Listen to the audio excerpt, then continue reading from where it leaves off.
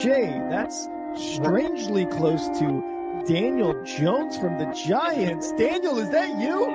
Beat the Chiefs. Show me. If the Broncos and Russell Wilson can show me that they can beat the Chiefs, then I will start believing. And the crowd up.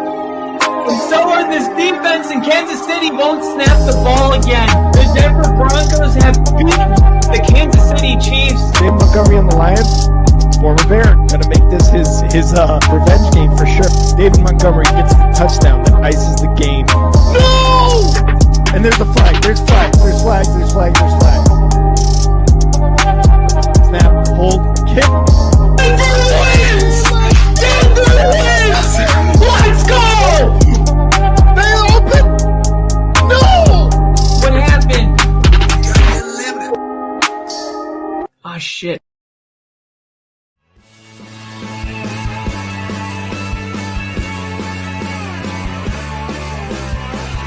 America is football. Football is America is America. football. Football is America. And if you don't like it, you can kiss your candy ass. For the moment in time, I'm giving 10. Oh my God! No! You love it. 30 to 27. Chiefs win. Chiefs win 30 to 20.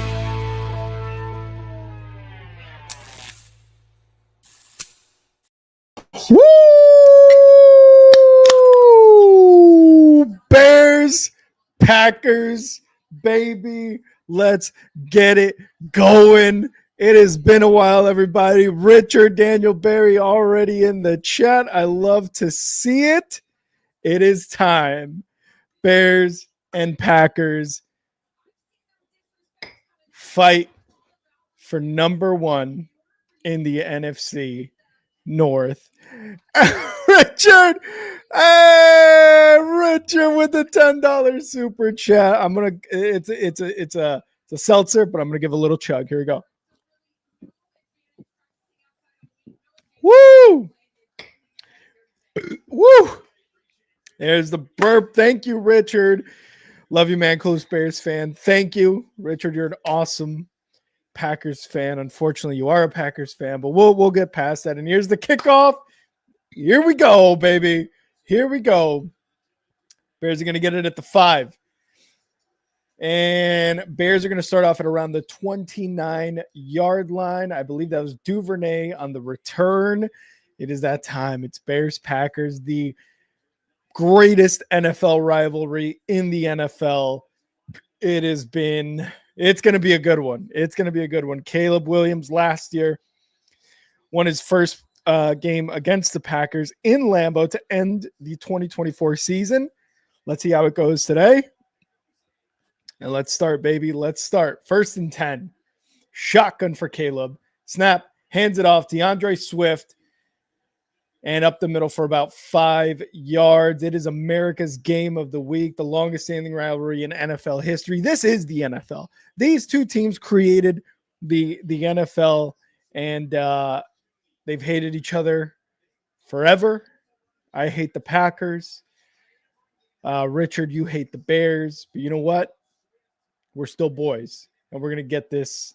We're going to see who comes out on top. I hope it's the Bears. 2nd and 5 under center. Caleb looking, quick throw, and it's going to be incomplete to Luther Burden, a little high there. All right.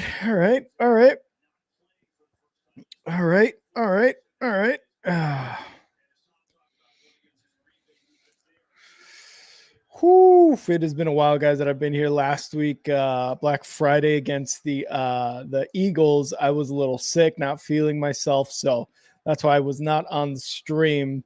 3rd and 5. Here we go. Caleb shotgun. He's going to take the snap. Looking. And he's going to avoid a sack. Going to run himself. Is he going to throw? No, he's not. He's going to slide and gets hit. There's a flag. Let's see what that flag is. Whew. That was scary. I don't know who that. I don't know if that was Parsons. It might be a holding. Oh my God, holding on the Bears. And that's not how you want to start this first series, and that is Darnell Wright. It was Gary. He held him. Yeah, that was a hold. Pretty much had his arms around like near his helmet or something. So 3rd and 5 turns into a 3rd and 15. Talk your shit, all love. Lily, Steelers win. That's insane. I thought the Ravens were going to win that one. That is crazy. Caleb back to pass, looking, throws over the middle, incomplete. I'm not sure who he was throwing that to. Zacchaeus was about 7 yards away from that, and he misfired. That was zone coverage. You should have gotten that. Well, Bears are going to punt now. 3 and out. Oh, man. That's disappointing. That is disappointing. And here's the punt for the Bears. Almost a block there. Dobbs in the back. Takes it to about the 31 yard line is where the Packers are going to start their next drive. And there is a flag already on that punt. See if it's on the Packers or the Bears here.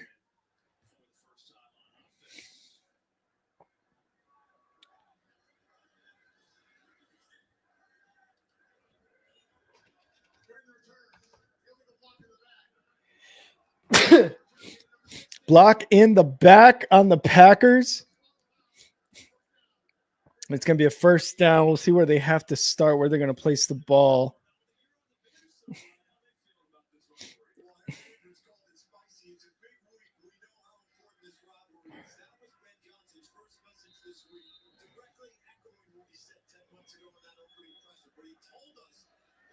$13:42 left. I still don't see where the Packers are going to be starting their next drive.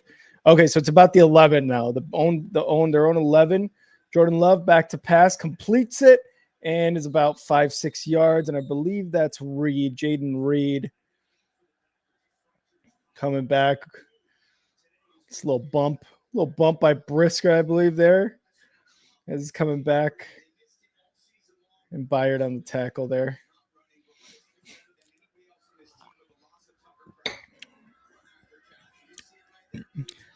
All right, here we go. 2nd and 4 for the Packers. Love under center. Snap. Hands it off. That's Jacobs. And he's going to run for a first down and more all the way to about the 26-yard line. Ladies and gentlemen, you saw him earlier on screen. The one, the only, the best Broncos fan, the most committed Broncos fan of all time. Ladies and gentlemen, I bring you in Kyle. What's up, brother? Been a while, but here we are. I think I get the introduction. I'm gonna have to give it a 6 out of 10 this time. Nothing about a penis. You're right. I did forget the penis. Biggest Broncos fan. I like it, but yep. Most dedicated. I thought I was more than that to you. That's fair. I will mention the dick the next time. But so you all do know, Kyle is the largest penis on a mammal, on a land mammal this side of the solar system. So just so you guys know. At least this side of the Atlantic. You're right. How are you doing? I'm good, man. I'm freaking excited for this game. That's for sure. I just need a stop and pressure. Oh, but he completes the pass anyway. I was just telling them, I'm like, yeah, the Bears have had some tough games, like the Eagles game, but like this is like the equivalent to like when we played the Chiefs 2 weeks ago. Yeah, and it was like, okay, this is like, are they going to take the AFC? Well, for you, the NFC North, like take that title away. Yep. And it's kind of weird because like the Packers haven't been dominating it like the Chiefs have, but it still feels the same way. Yep. I agree. I mean, it's been mostly the Lions, but the Packers right now are looking really good. And there's an end around here, and I believe that's Reed on the end around, and it's going to go for about 7 or 8 yards. Packers are looking at a 2nd and short. But you're right, man. This is just the last week against the Eagles was an awesome game. We ran them to a big loss. I mean, we were running up their throat. We were killing them there. Caleb had an amazing pass to Cole Kmet for basically the nail in the coffin touchdown there at the end. And now it's just as tough of a game here with the Packers. Obviously more so because of the NFC North part of it. So we'll see if the Bears can take advantage and replay what they did against the Eagles. And there's a run for about a yard for Jacob. So third and very short upcoming. Is this the biggest game of Caleb Williams' career? So far, I think so, because the turnaround that Ben Johnson has done on this Bears team has just been spectacular.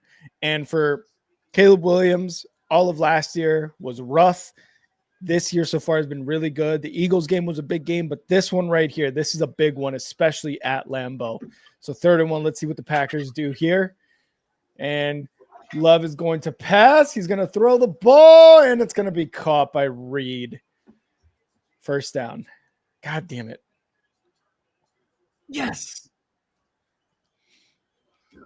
No. Michael Wilson, touchdown.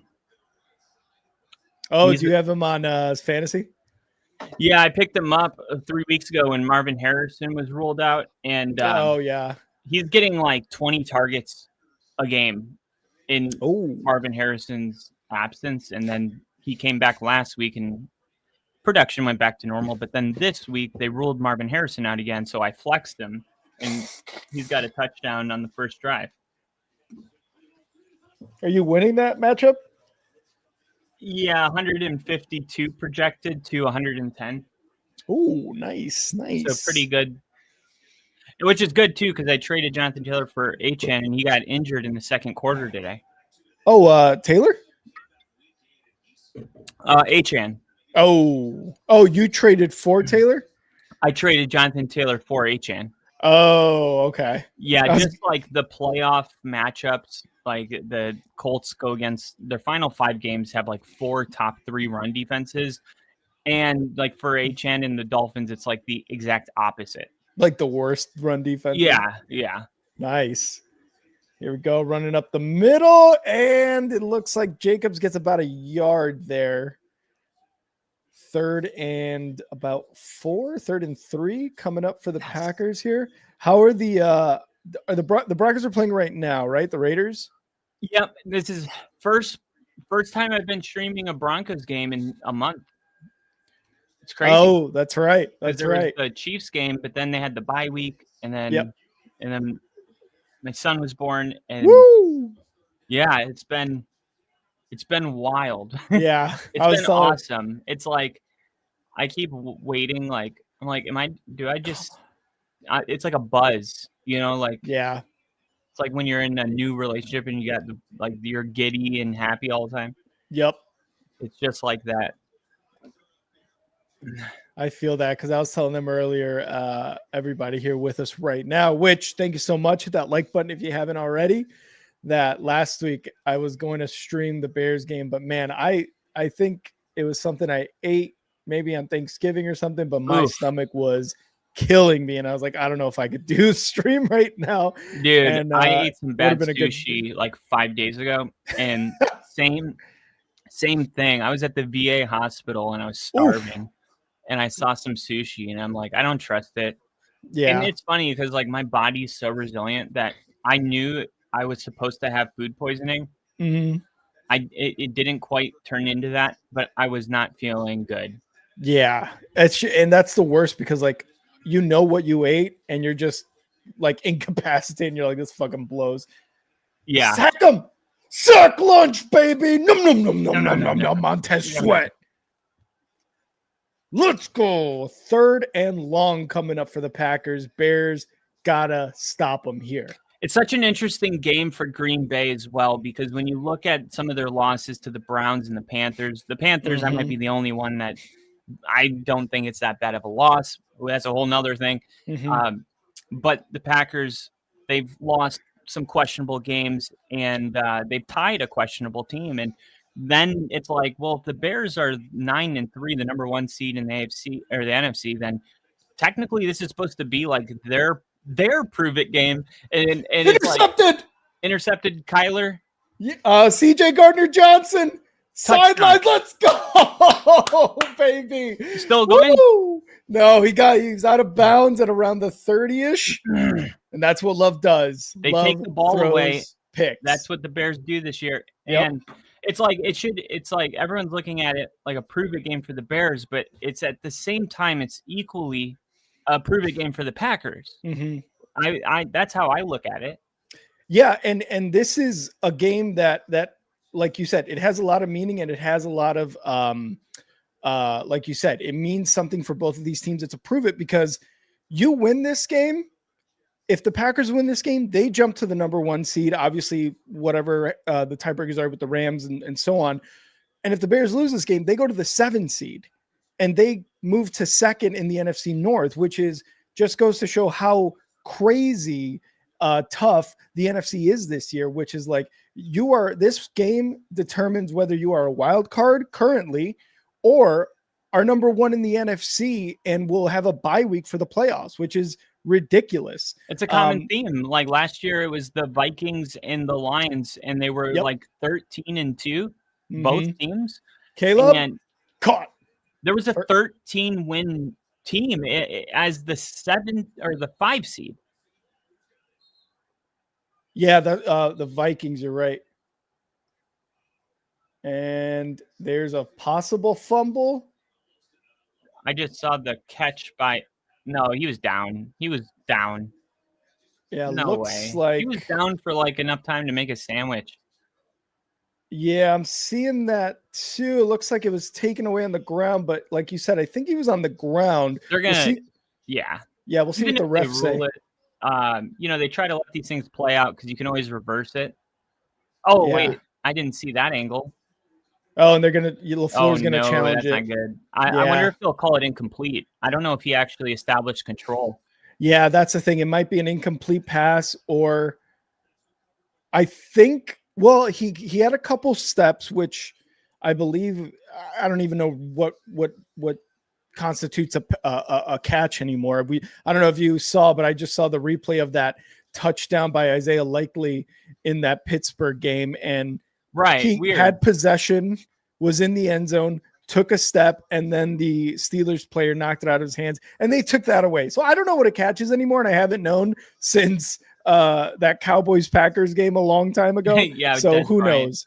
Well, it's like we all know what a catch is. It's just a matter of whether the refs are going to call it or not. Also that, because it's and somebody said it earlier, but it's like, look, if it's a questionable call or a bang play, typically, in baseball, it's like the tie goes to the runner. The equivalent in the NFL is that the tie goes to whatever was called on the field. Right. What was interesting about the Ravens game is the call on the field was a touchdown, and they reversed it to an incompletion. That's crazy. That is insane to me. I saw the replay, and we got Crafty in the chat too, saying the same thing. Ravens were robbed by the replay officials. I saw it. Even in slow-mo, you're already in the end zone. He's not even looking at the ball. He's got the ball, and he's like holding it in his 2 hands, and then he knocks it off, and it fumbles, but you're already in the end zone. What happened to touch the pylon and you're in? Have the ball across the goal line, and it's a touchdown. It's like, why are we still arguing that in the end zone? Like, unless both players have possession and then it comes loose in a situation like that, like, okay, now we can start talking a little more about what did the replay really show us. But that was clearly, to me, a touchdown for Isaiah Likely and the Ravens. And instead, they reverse it. And I believe the Ravens are now 2nd in the division, if I'm not mistaken, because of that. But regardless, that was a crazy, crazy call. Oh, Kyle, I can't hear you. Jags were also gifted a pick when there was a mutual catch. Not that I made a difference in that game. Yeah, the Colts. Oh man, the Colts not looking great. The Colts are not looking good right now. It is it's starting to be like that the last shoe has dropped in a sense. Yeah, the Steelers are number 1 in the division, Baltimore 6-7. Check. I got you. And so it's what I just heard them say is, I believe, an incomplete catch. So instead of a first down or a fumble, it is an incomplete catch. Okay. And the Bears are looking at a 1st and 10 upcoming. Yeah, so he never established possession is what I'm assuming what they're saying. Yeah, that's what it looked like. Yeah. So 2nd and 10, I should say, at the 41. And there's a flag. It's going to be a false start by the Bears. On Loveland. Ball never touched the ground. Yeah, that was weird too. Or maybe it did when he didn't establish that completion or possession, I should say, as he hit the ground. I don't know. God, 35th pre-snap penalty this season for the Bears, the most in the NFL. Jesus. 2nd and 15. Caleb back to pass, looking, and he's going to get it incomplete to Manungai. So 3rd and 15 again for the Bears.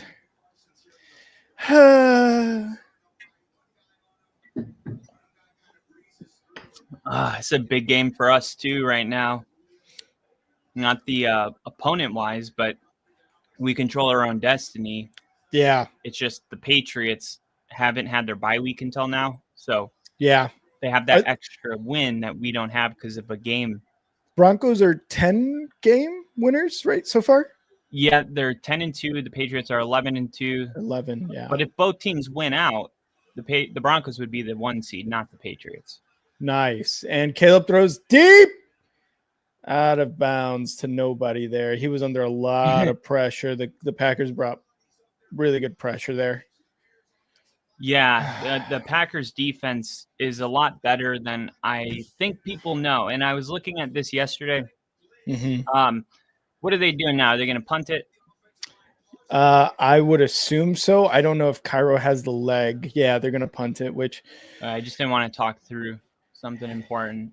All good. Yeah, they're going to punt it here. Yeah, and here's a 3rd and 6 for us right here. Nick's back leg pressure. Oh my, incomplete. How is that not a fucking flag? And Packers are going to start at their own 10. That is ridiculous. That's insane. Okay. That aside, when you look at the top 8 teams when it comes to stopping the run, all 8 of those teams are currently in the playoffs, which kind of tells you, like, hey, if you're really elite at stopping the run, you're going to be in the playoffs. All 8 of those teams. Out of those 8 teams, 5 of those teams are also in the top 10 in defensive total yards allowed per game. And if you take those 5 teams, only 3 of them are also top 10 in passing yards allowed. And it's the Broncos, the Texans, and the Packers. Broncos, Texans, and pass. Okay. And then if you take those 3 teams, like only the Packers and Broncos are top 15 in passing yards offensively, and only the Broncos are top 15 in rushing yards offensively. So that's why, like, no matter who they play, they found a way to win, because there's not one way to beat the team, the Broncos, because there's not like a big weakness you can exploit. And I was talking about that earlier, but some interesting context was, like, I saw Buffalo was, because I made this short on our YouTube page, and a Buffalo fan commented and said, hey, but we're top 10 just like you guys in I think it was 4 out of 5 of those categories. Yeah. And I was like, yes, but the one category that you're not is the most important one. It's the rushing yards allowed, right? All 8 of those teams are in the playoffs. Buffalo's not in the top 10. Matter of fact, you guys are one of the worst rush defenses in the NFL this year. So it's kind of a moot point. And if you look at passing yards allowed, Buffalo is number 1 in the NFL. So at first glance, you think, oh, Buffalo's really good at stopping the pass. Not so much. If you look at opponent passing attempts per game, Buffalo's opponents are passing it fewer than any other team in the NFL. So teams Wow. playing Buffalo just aren't throwing the football because they're so vulnerable against the run. The game plan against Yeah. Buffalo is just to run the football more than anybody. Wow. And if you look at the three teams that the Packers, the Texans, and the Broncos, and because those are the three teams that are well-rounded defensively, the Texans and the Packers, their opponents are throwing it around 15th, 16th. So they're right in the middle of what you would expect on a given Sunday. Mm-hmm. The Broncos' opponents, they're ranked 27th. There's only 5 teams whose opponents are throwing it more. And of those 5 teams, 3 of them rank in the bottom 5 in passing yards allowed per game, because when you're attempting a ton of passes, naturally you give up more passing yards. Yep.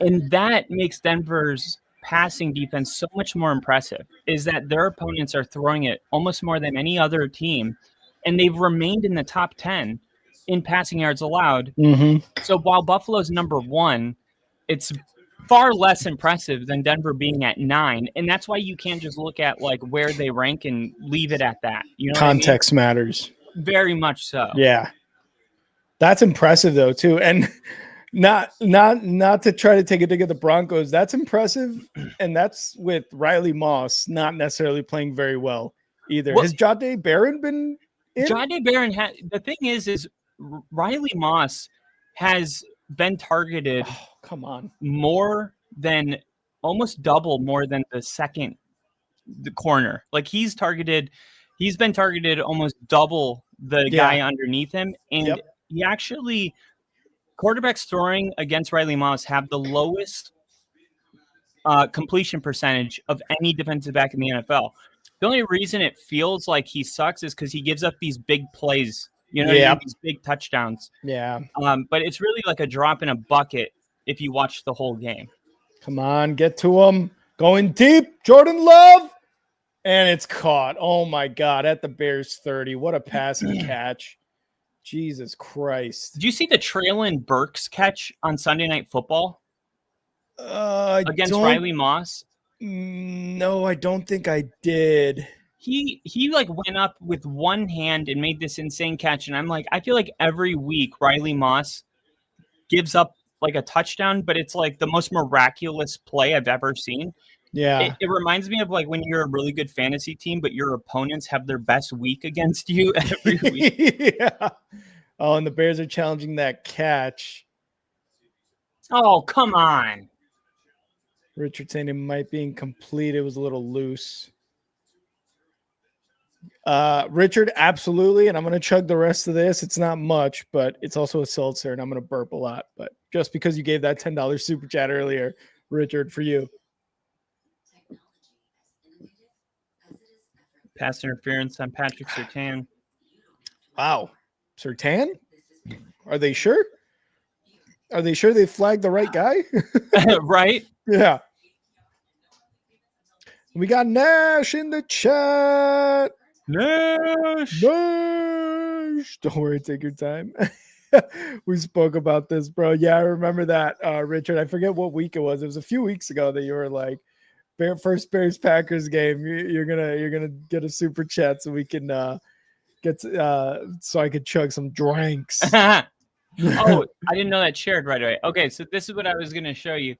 So cornerback Riley Moss is allowing the lowest completion percentage, 44.4 in the NFL this season, but he's faced more targets than any other defender. Oh, wow. I know, right? Because when you watch him, he gives up those like those big touchdown plays, and you're like, this guy's a bum, you know? But it's just like the amount of targets he gets, like naturally at that position, you just have to have a short-term memory and just go to the next play, because when you're getting targeted that much, like you just don't have time to sulk. You really don't. And I think too, that speaks a lot to Surtain's ability to just be a shutdown corner. And obviously he's reigning defensive player of the year from last season because of how little, or how, how very minimal the pass completion percentage was for him last year, and he had a fucking baller year last year, and he was injured for a few games this year, if I'm not mistaken, and so you're going to take a shot at Riley Moss. I also think the other reason he's targeted a lot, not only because of the Surtain effect. I heard on a podcast that he also has the most pass interference calls of any cornerback, which, again, if you're a quarterback, let me throw it to that guy because, incomplete pass. The challenge works for Ben Johnson. Let's go. But if you're a quarterback going up against Riley Moss, you're thinking, okay, well, he's either going to possibly, cause a penalty or a big play. So I think that as well. But 100%, dude. I don't know how these officials are getting worse every week. They just called Nick Benito for a offsides, and he timed the snap perfectly. They showed the replay, and he was behind the line. Oh God, dude! It just every week there's one call where you're just like, how? And he got sacked again. So nice. Come on. Over the middle, caught by Josh Jacobs. Oh, come on, dude. Who was that? There's going to be some fights after this game from the fans. Ogbongbemiga, you got to make that tackle. First contact. You can't miss. What happened? Yes, personal foul face mask on the offense, baby. On the offense. Replay second down. That was on 85 or 65. One of the offensive linemen. Let's take a look at what he did here to maybe Grady Jarrett. Oh, yeah, hands to the face immediately. Go, go, go, go, go. Marvin Mims, no fucking way. Woo! Let's go. Woo! Second and 25, Packers back at their own 20. Yeah. There's Woody. Woo-hoo. And Jaden Reed with a catch for about 6 yards. Woody! That was one of the best returns I've ever seen. Oh, that was a punt return? Yeah, Marvin Mims, he had 4 guys trying to tackle him, and he, broke out of it and took it back. Wow. This is insane. Touchdown? Wait till you see this replay. And then he pointed to PJ Locke to get his lead blocker. Yeah. That was amazing, dude. Oh, and the Mile High salute to cap it off. Oh, my God. I have a boner. Get another drink, BRB. I got a boner.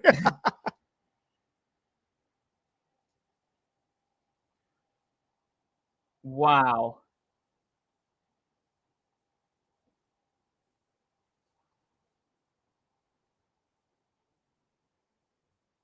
Oh, my gosh. We did it, Woody. We did it. We're going to be the number 1 seed. Mwah. Dude, we're both the 1 seed. Isn't that insane? I've been saying it's like our teams have this weird bond. Yeah, man, they got the weird connection. It's like, I don't know, are we dating now? Oh, I think we're exclusive. I think we are. I'm going to change my Facebook.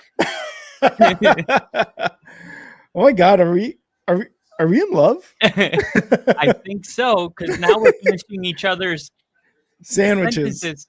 Oh my God. I said sandwiches. Which, dude, by the way, Bears are that bear. That looked just like Marvin Mims. Besides that, he got tackled right after. That's how it started, kind of. How is Duvernay as a returner? Well, until that's pretty much been it. It's like up until the game against the the Giants. I believe it was the Giants.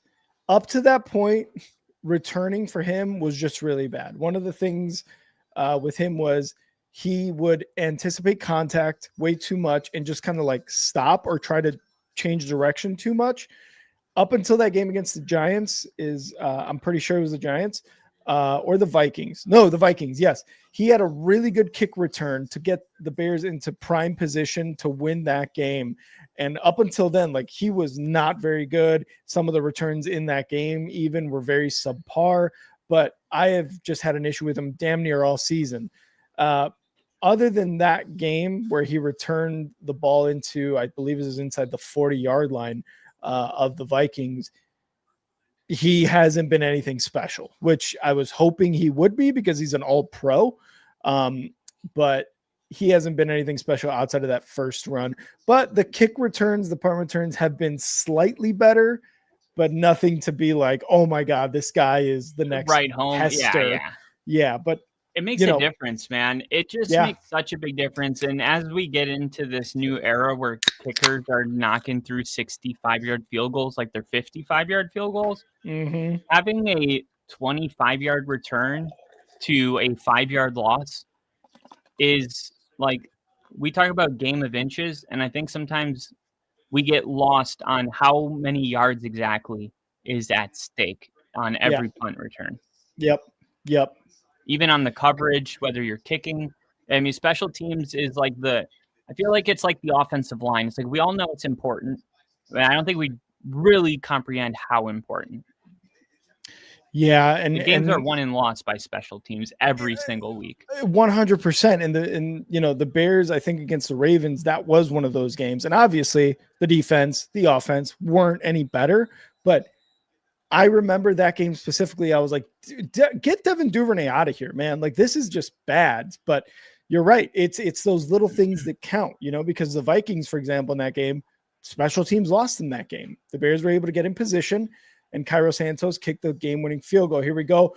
Swift up the middle. He's going to get about 6 or 7 yards there. Bears get into about the 32-yard line.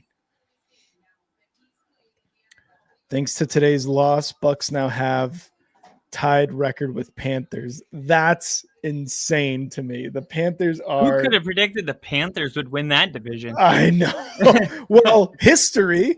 Remember J-Lo getting a divorce, Ohio State winning the championship the year before, so on and so forth. In my defense, I predicted that before Ginger told us that.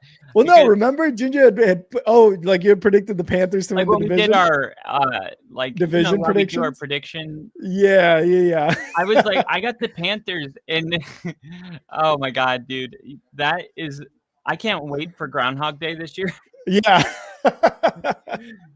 Your AFC West prediction is gonna fucking hit. Because right now it's exactly as is. And when I was talking about the Chiefs, I was like, I don't understand how they think this is okay to go into the season without addressing these needs, and how many close games they won last year. It's like that's not happening again, and they've lost 95% of those close games this year. They are defeated in all one-score games, as opposed to last year when they were maybe had one loss in games like that. They're 7-1 or 8-1, something like that. When we were just like, what the hell? Like, the offense isn't keep good. Getting away with it. They can't keep getting away. Exactly. So and there's a difference. In one-score wins, they're not all created equal. There's there was a flag that the way the Ravens lost today, or their blocked field goal against the Broncos. Those are those they can't keep getting away with it moments. A long methodical drive where you just chew up clock and kick a game-winning field goal. There's nothing fluky about it. Yeah. But the Chiefs were it was almost witchcrafty, the way that they were winning. It was what kind of voodoo are the Chiefs up to? Yeah.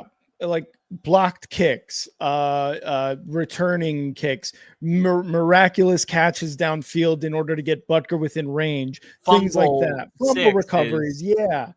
All right. 3rd and 7 here for the Bears. Snap. Caleb throwing for nobody. This offensive line is just getting beat. The Raiders. By this. Oh, sorry. Man, I was just going to say they're punting it back to Marvin Mims. I wonder if they're going to let him return it.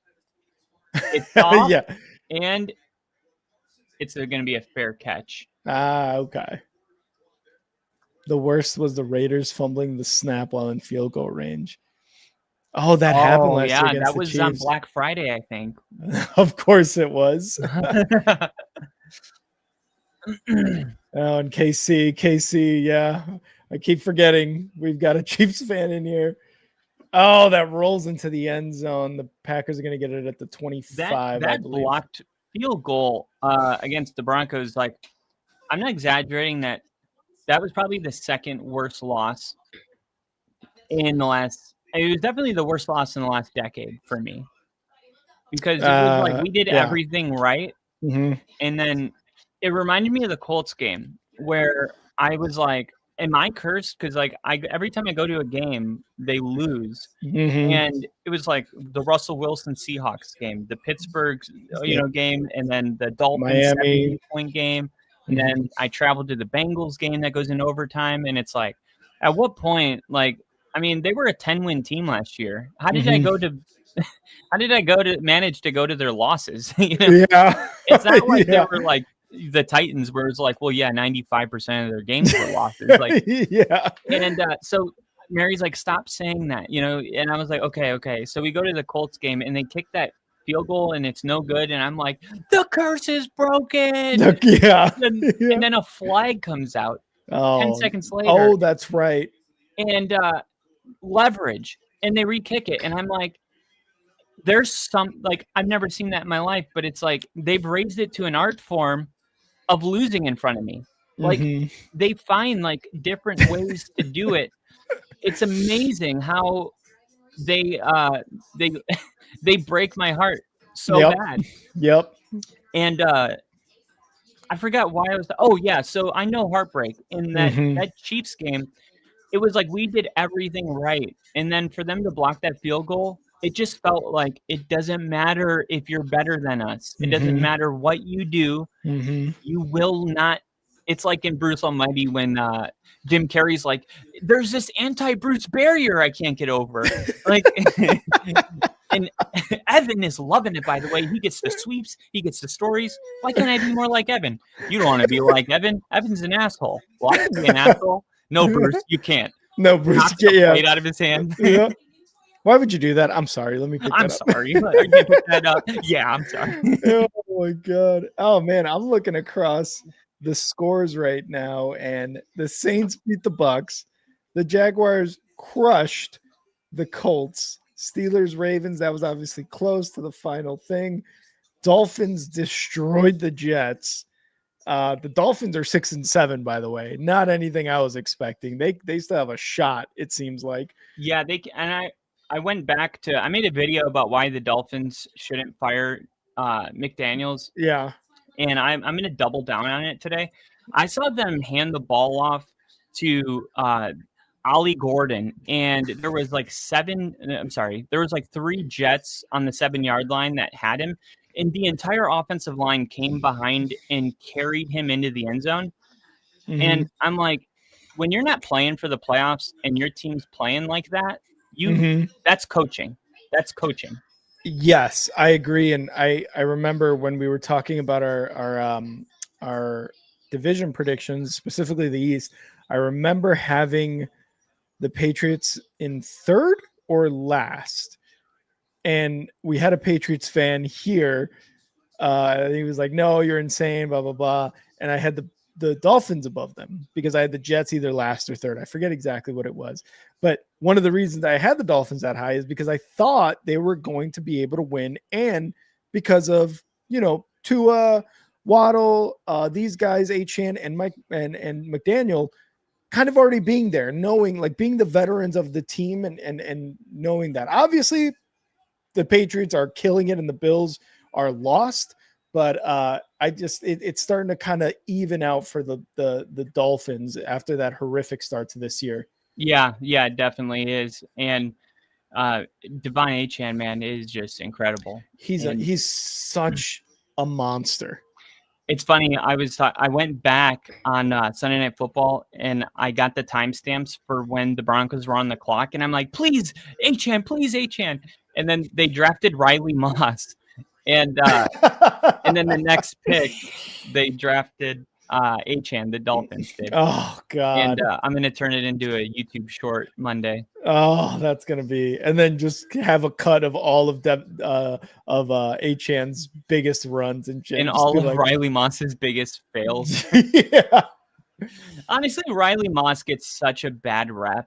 I mean, he's like as a Broncos fan, I would be the first to be like I don't love all of our players. Mhm. If a player's sucking, like I'm going to talk about it because it's Yeah. going to piss me off. Yeah. But Riley Moss, like he's much better than people think. And I think Mhm. Bronco fans that watch all the games know that. But I do think he is like one of the unluckiest players in the league. Just I'm going to make this clip, and you're going to see Mhm. like, holy crap, like 85% of the like even the Colts game, like the Chargers game that we lost. Those were our back-to-back losses, our last Yeah. two Good losses, stuff. and like both of those games, like Riley Moss is there's not anything he could have done better. It's Mhm. that he was in perfect position. He's no pass interference, but it's like as physical as you can be without getting it. Mhm. And the receiver just makes like an ungodly play, and it's like a 3% completion percentage, like Yeah. probability, and Riley Moss has been a victim to multiple of these for whatever reason. But there's also like a lot of really good film. He's a great tackler. He's very fast. He ran a 4.3. He's a great tackler at the corner. Like to be able to make open field tackles as a Yeah. corner. Yeah. That's a very important thing. That's the difference Mhm. between a third down being converted and a 4th and 2. And the Packers are going to get a first down there with Jacobs running up the middle. Jacobs, 10 rushes, 41 yards. I mean, I know that's not it's a 4.1 average. That's really good, but again, context matters in this case too, and when he's running up the gut on 3rd and 2 and he's getting those first downs. Those 2 yards are tough yards to get, and he's able to get these first downs. So. He's going to have a fumble in this game. You calling it? Yeah, I just saw the replay. I don't like the way he's holding the ball. Yeah.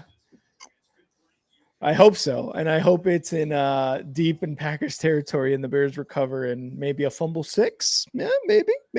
The Packers don't have the 1-2 punch with Wilson that, I mean, imagine if they would have kept Aaron Jones on this team with that'd be a solid. It would have been incredible. And yeah, I'm not really sure. I think they were just betting because he had an injury. I think they were just betting on him like having a big decline. And it's easy to say, well, he did, but like even Justin Jefferson's having a bad year with the Vikings this year. Yeah. He had 2 fantasy points last week. He had like 3 today. Yeah. They need to get JJ McCarthy on a much better program this offseason, because whatever they did over this past offseason, Kevin O'Connell is an awesome coach, but whatever JJ was doing this last offseason changed that shit, because it clearly is not resonating with his skill set or just the team right now, because he is having the toughest time. And another first down by the Packers. God, the Bears are just... McCarthy's not even he hasn't stayed healthy, so you can't. It's hard to get into a rhythm when you're not playing. That's true too. And then like the backups, I think we got used to McCarthy just like having the greatest backup quarterbacks in like of all time. And then like these guys come in that, I mean, the guy that played last year, Behringer, whatever, I don't remember his name, but he had like the 3rd worst like quarterback performance of any quarterback this year. It was like insane. Terrible. Good job, Harvey. I love RJ Harvey's running really well tonight. Oh, big stop there by the Bears on first down, 2nd and 10 coming up. I was going to say, Harvey, you're like, I know the running game hasn't been exactly what you were hoping for, but RJ Harvey, for the most part, looking pretty good this year, would you say? Yeah, I would. And it was hard to evaluate him with J.K. Dobbins, because it's like we just weren't seeing him a ton. And now that J.K. Dobbins is out, it's like our Super Bowl aspirations lie on RJ Harvey. Yeah. I mean, and that's not an understatement. Like, you got to be able to run the football in January, and that's a big load to carry for a rookie. But that's where we're at, and this is our sample size to see if he can do it or not. and Yeah. this is his best game so far. The last 2 games, it looked like we might need to bring somebody in, maybe like the guy that did really good in Houston that one year, and then Oh, I know who you're talking about. He had that one good year like 3 years ago with before they got CJ Stroud. I remember. Yeah, he was like about to break the record. Yeah. And then like got hurt, and then now there's like issues going with the coaching staff, and he's just not getting playing time. I thought that would be a good guy. Oh, Yeah. good job, Knicks. Go. Oh, throw it. Oh, damn No it. foul. Phew, okay. 3rd and 10 for the Packers right now inside of Bears territory at around their 25. Troy Franklin. How do you drop these balls every week? Dude, I asked the same question with Zacchaeus, with DJ Moore, with Burden, with I get you, dude. It's sometimes it's really puzzling. I'm like, it was in your hands. Yeah, like the ball literally, he went like this and the ball went right through him. That's bad. That's bad. And it's every week. You know, that's the thing. It's not like, oh, it's just, I'm okay with once in a while, like shit happens, but Yeah. man, to do that every week.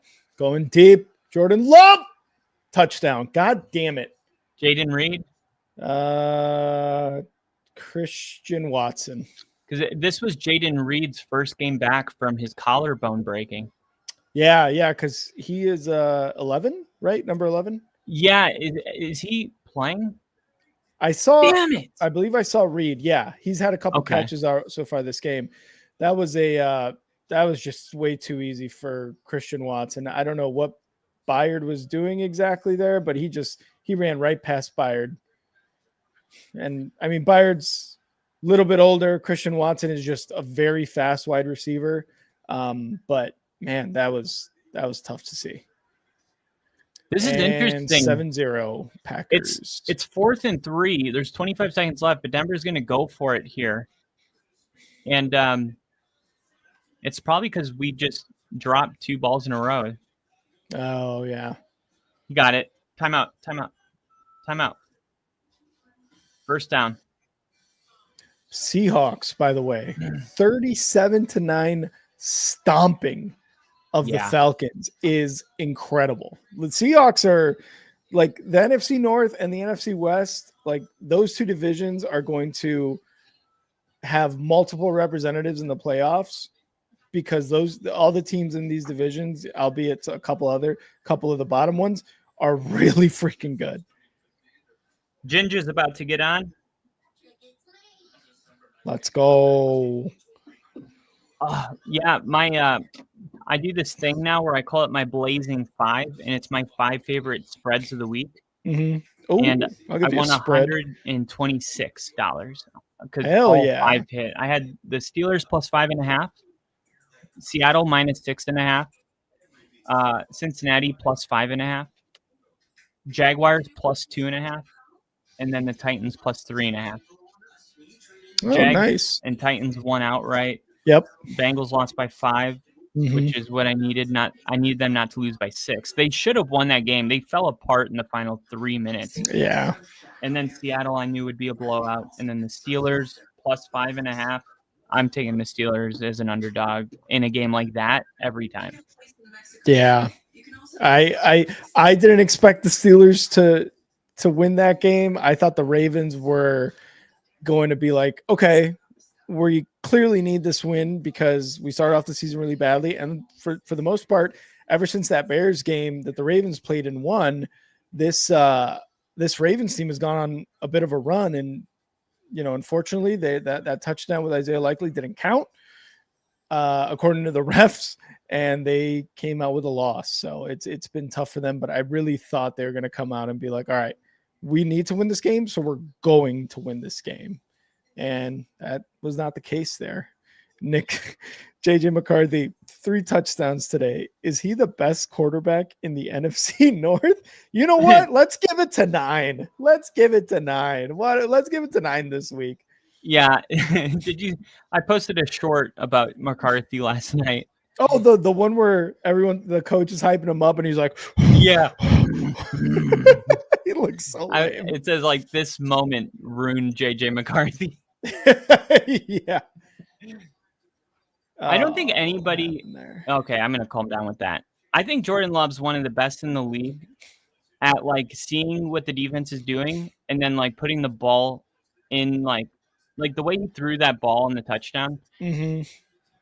I saw that during that postseason run too, where it's like, oh, okay, you're blitzing and the Uh-huh. ball's gone, and it's like, where's he throwing that? Oh my god, Mm-hmm. touchdown! Exactly.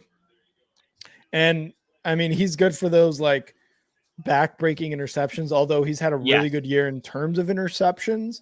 couple costly ones have Uh, happened. So that's the thing too, and that's the thing I always see and hear is like we've seen him in the playoffs throw those costly interceptions for like a couple of years in a row now, and he does that during the season, but they're always single-digit interceptions. It's just the context in which he throws them is really, really heartbreaking, and for the most part, it becomes a loss because of that. and There, this is kind of too like for the Bears, it's this big game, right? But I feel like for Caleb Williams on a personal level, this is a good defense. Like I broke it down earlier, why Green Bay is so. What the fuck? They overturned the first down. But for Caleb Williams, like he's going against a legit defense, so it'll be cool to see like how he handles it. A lot of football. It's only a 7-point game. yeah, It's gonna be like 17-10, I think. it's gonna be a low score game. Like the over under was 44, I believe. I think the under is definitely gonna hit. And here we go, Manungai, or is that Swift? That's Manungai up the middle again for about 2 or 3 yards. Third and short upcoming for the Bears. And we got Ginger in the chat. Ginger. 3rd and 3 for the Bears. I will say the Jeff Hafley for defense coordinator, we've talked about it damn near all of last year. He has been the saving grace for this Packers defense, who were struggling 2 years ago to even like stop a nosebleed. Oh, the coordinator they got from Boston College, I think. Yep. Or no, was it BCU? No, I thought it was Boston College. Yeah. Yeah, Boston College. Nick saying, At I'm the telling time you. was like, who's this? Yeah. Nick saying, I'm telling you, cut Troy Franklin. Dude, but then he like makes an amazing play in the final 2 minutes, and he's out of the doghouse. Mm-hmm. And it's like, how do you keep him there? Like, who are you going to put in his spot that has? Because is there somebody with more talent? Maybe. Is there somebody with the same rapport Bo Nix has? No. Yeah. I mean, this guy, that relationship goes back to Oregon. You can't overnight just like simulate that with a new talented wide receiver. And under pressure, Williams just has to throw that away. I mean, look at Luther Burden, very talented. He's on the field now, but he's not going to have the same rapport as Odunze, who's been playing with Caleb for a year. Yeah, Rome Odunze's out this game because of a bone, something with his foot. He's been playing with a bone something. It's not a fracture. I don't believe it was a fracture if I remember correctly, but it was something. Yeah, and he's played all year. Yeah, he's played all year, but today against the Packers, unfortunately, he is not available. 2nd and 10. It's going to be a toss. Oof, big hit. Emanungai stays up. Wow, I thought he was down, and he gets about 2 to 3 yards there. Some jawing going on between Moore and one of the defensive backs. Surtain just made an amazing play. Whew. What a hit. They're going to try a Hail Mary here to close out the first half. Denver's going to call a timeout. How is that not a hands to the face penalty, man? Come on. On Parsons? On Kayshawn Nixon to DJ Moore. Damn. That looks violent watching that replay. The Manungai run or the the Manungai run. Yeah, Nixon had his face. Yeah. But he didn't have his face masked, but his hands are in his face. Oh, so I think they did call the penalty because now it's 1st and 10. Yeah. Okay, I thought they didn't. I was like, what the hell? All right, here we go. Come on, Caleb. In Packers territory. Let's make some magic happen, baby. Let's go. And they're going to run it. Smith have an arm? to throw this. Okay, about a yard or two. 2nd down and 8. He's going to have to throw it 53 yards for there to be a touchdown. Here's the Hail Mary. 7 seconds left in the half. Raiders get the ball. No, they were just trying to get him to jump off sides for a field goal. Oh. Yeah, the Broncos are trying to get him to jump off sides? The Raiders were trying. The Raiders. What's the score currently? 14-7. Gotcha. Broncos. Yeah, they only had 3 drives. They scored on 2 of them, and then a couple of drops. Let's go. 3rd and short upcoming. One of them.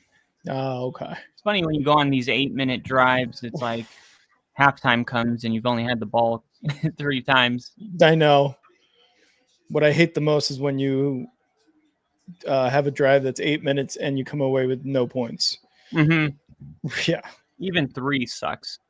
Yeah, even 3 is like, it's like blue balls. It's like, Yeah, you almost got me exactly. there, but. Sack lunch, Nick Bonito. Oh, Monungai. Oh, The Broncos are going to get the ball back in field goal range. Oh, nice. Because that was 4th down, so it stops the clock with 2 seconds left.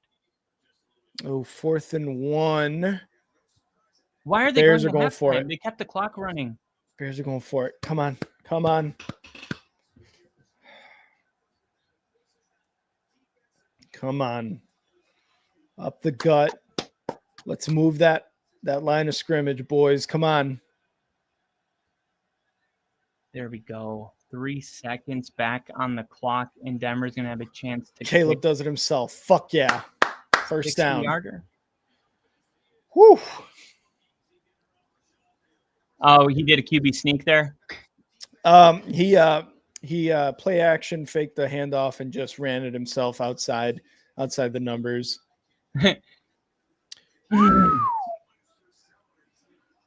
Oh, come on. Come on, Caleb.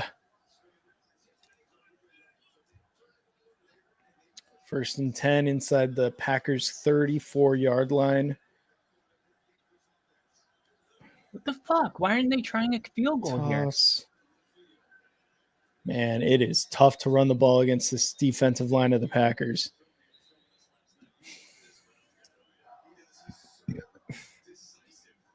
What the hell? Like, why did you just extend your fucking kicker if he can't kick a 60-yarder? You're telling me, dude. You're telling me. Oh, little John, little back and forth, Bears and Packers. I think it's DJ Moore there in the center of it all. I love it. Fucking love it. Let's go. Let's go. Come on. But win the game. Do this shit and win the game. Broncos Bears Super Bowl battle, the number 1 seeds. Dude, could you imagine? Fight. Could you imagine? Oh, that was Luther Burden and Valentine. That would be crazy.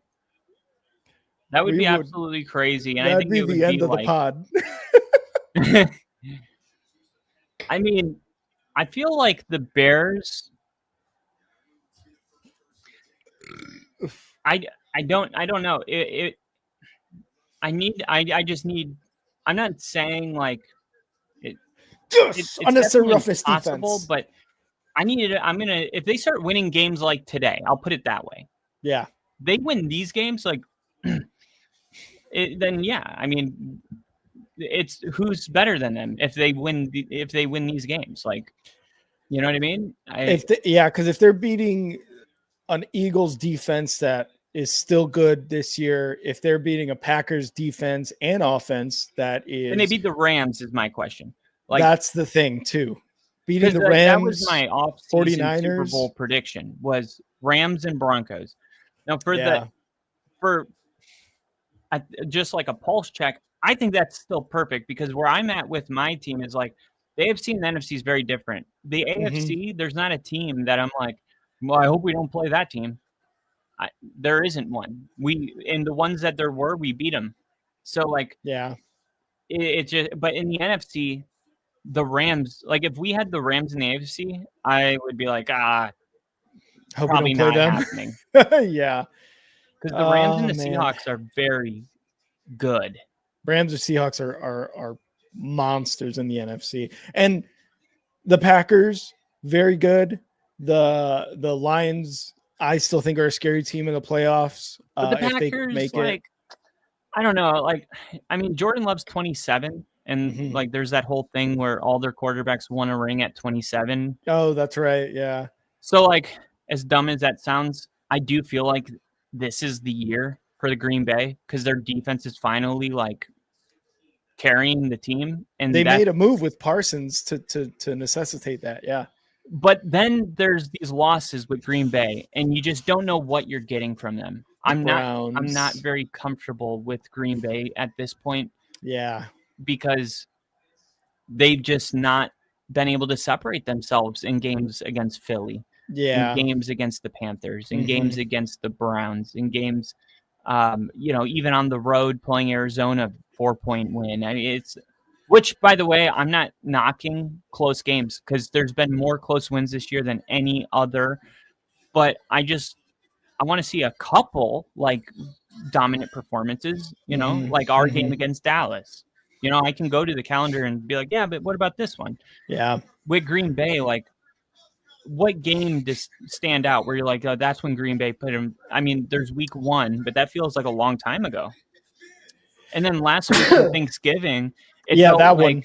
that was okay. And now it depends what happens tonight, because if they win tonight, it's like you're building off that Thanksgiving game. But if you lose tonight, it's like, okay, this is going to be an up and down type of thing. Yeah, Not like because down and like very low, just they're not pulling away from anybody is what I mean. right. And obviously the Browns loss at the time looked really bad. But the Lions win in week 1, like you said, it looked really good. And then they beat the Lions again on Thanksgiving. And now they're playing a really tough game against the Bears. And the defense right now looks really, really good for the Packers. The offense, like you said, it's like, yeah, Jordan Love is good, and he made that really good throw to Christian Watson just now for the touchdown, but he also threw that interception to no one was within 5 yards of that throw. So it's like, okay, can you pull away with Jordan Love, or can Jordan Love get in that mode of pulling away? Because it really is for the offense all predicated on how Jordan Love performs. Is he throwing more backbreaking interceptions? Can he get the 4 touchdowns and almost 300 yards, whatever it was, against the Lions last week? Because that's the Jordan Love we clearly won for Packers fans, right? So, Right. But yeah, I agree. Like, even for the Bears too, like, Caleb has really good throws. They have a ton of explosive plays on the run game and the pass game. But there are some times where Caleb misses layups, he misses those a couple of like outs, flat throws, maybe even some deep throws too. And to kind of also give Caleb some credit, his receivers have dropped a ton of passes that have been in their hands, and it's actually extremely infuriating when that happens. But the offensive passing game, for the most part, at least recently, in my opinion, has kind of been up and down. Obviously, the elements and a lot of things have to do have a huge effect because of context. But still, man, it's just like, man, I'd like to see Caleb throw for 4 touchdowns, 300 yards, something like that. Right, just Bears. Have like, and it's same thing with Drake May. Like, he hasn't thrown for 300 yards in his whole career yet. Yeah. You want to have like, and if you don't need to, you don't need to, right?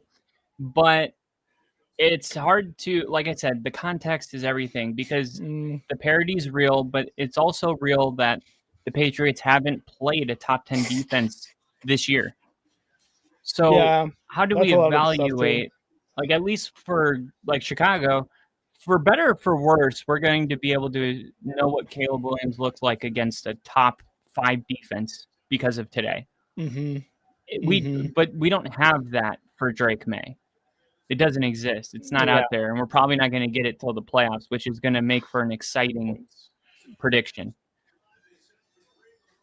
And the Bears get a field goal off the leg of Cairo Santos. Ginger, which analogy were you talking about with Love? So I'm gonna really quick edit the score here. We- It's high as fuck. That's so funny. Getting close to the next chug. I got about a quarter here, Richard. 3 to I'll 7. save for halftime. One second, I'm gonna pee real quick. I'm gonna pee after you. Liam, your Steelers are first in the division again. How you feeling? I know Lil Lee was in here earlier talking about the Steelers winning first in the division. See, I know both of you guys are happy about that.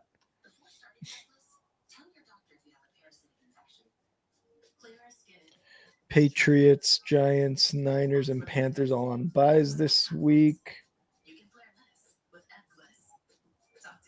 Oh, the Chiefs are Sunday Night Football. Casey, I don't know if you're still in here, but I was just going to ask if the Chiefs were playing today and when, but they're Sunday Night Football.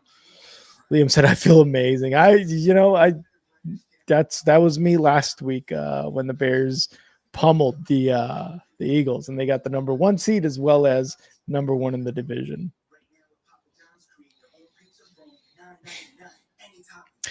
Yeah, for the Steelers to be, number 1 in the division right now against a really good Ravens team, that started off really slow, but in the last few weeks has looked really good. I mean, for them to stay in playoff contention, good for them and good for Tomlin, because I know there's a lot of conversations about Tomlin, whether or not this may be the year. And I had predicted that this would be the first losing season that Tomlin was going to have. And right now, Tomlin and the Steelers are number 1 in the division. Just beat, in my opinion, a better team in the Ravens.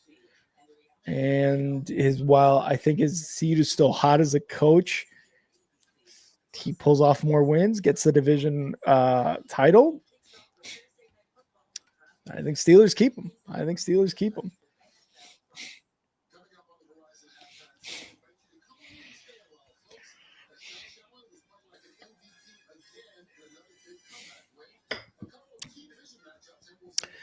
Oh, man. Richard, I know you were saying earlier how this is a stressful game. I mean, it has been really stressful. Like, Caleb Williams has not been able to pass the ball effectively. The Packers defense has been putting a lot of pressure. I think at one point it was like out of the 10 or 11 dropbacks he's been pressured on about 80% of those. It's been rough. What the fuck was that, Cairo?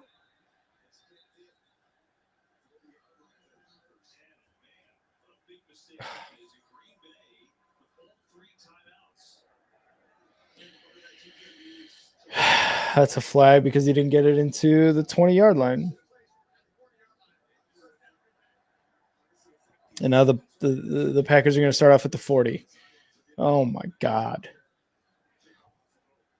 Kyle and I were literally just talking at the beginning of the stream how special teams can win or lose you games, and that right there is something that's going to lose you games.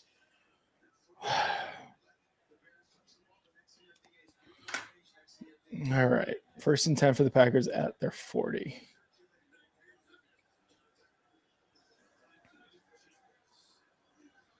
Jacobs gets about 2 to 3 yards there on that carry. Like, what was that? Like, was the ball falling off the tee thing or what? Because that was rough, man.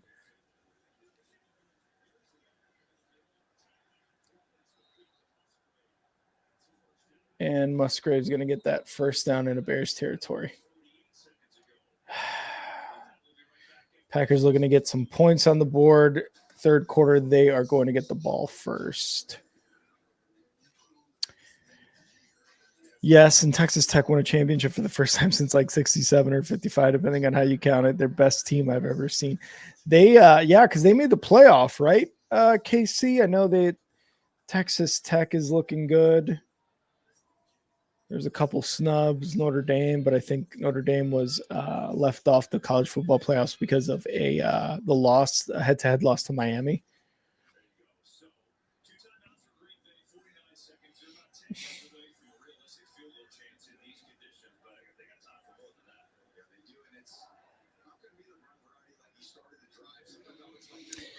All right, 49 seconds left in this first half. Packers up 7-3 already in Bears territory, looking to get a little closer to give their kicker a much better, more advantageous opportunity for the kick.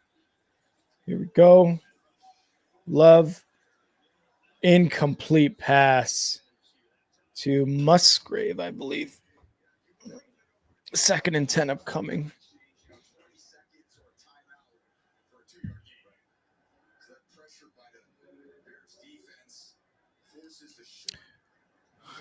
Can you pull away with Jordan Love, or can Jordan Love get in the mode of pulling away? Oh, gotcha.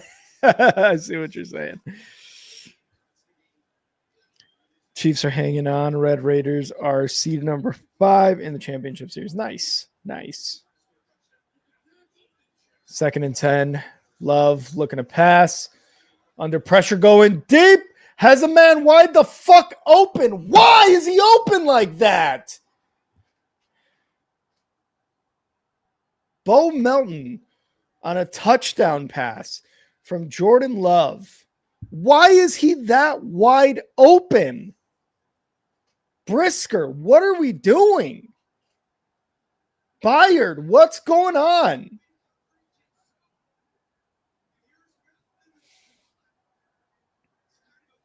Gets behind Byard, gets behind Brisker. Oh my God.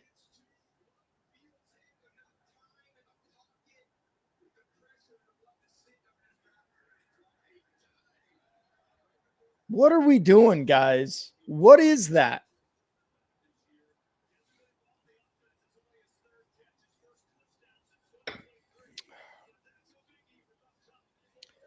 God damn it. And on that note, I am going to, Jesus Christ, I'm going to go take a quick pee for the C commercial. I'll be right back.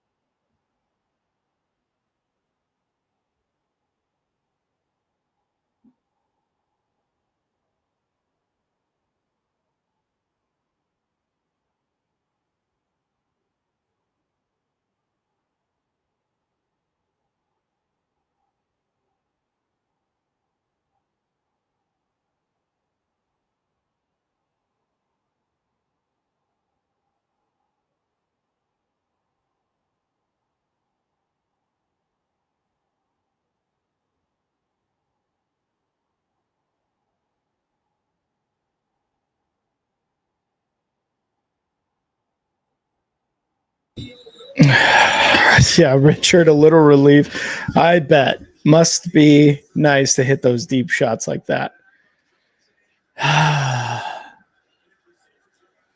Pedal of the chairs.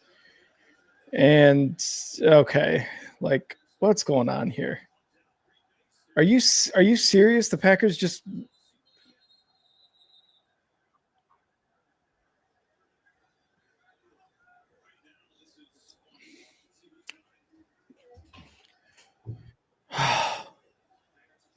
okay, Bears keep the ball. This is ridiculous.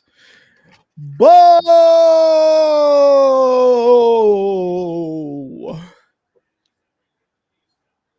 He's down.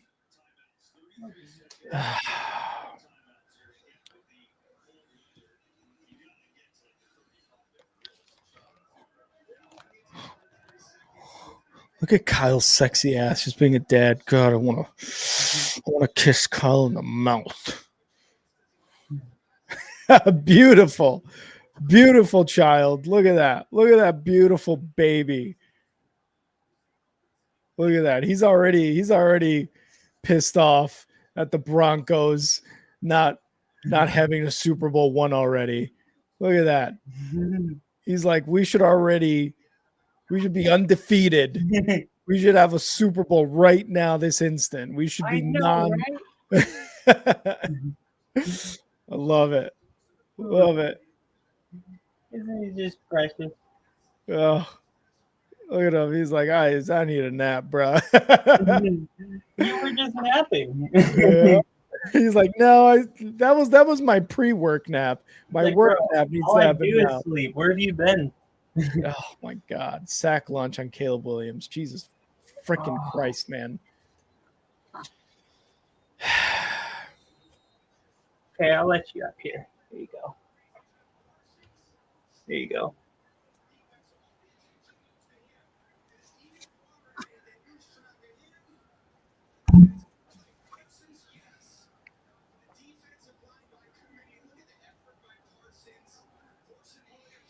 Jesus Christ.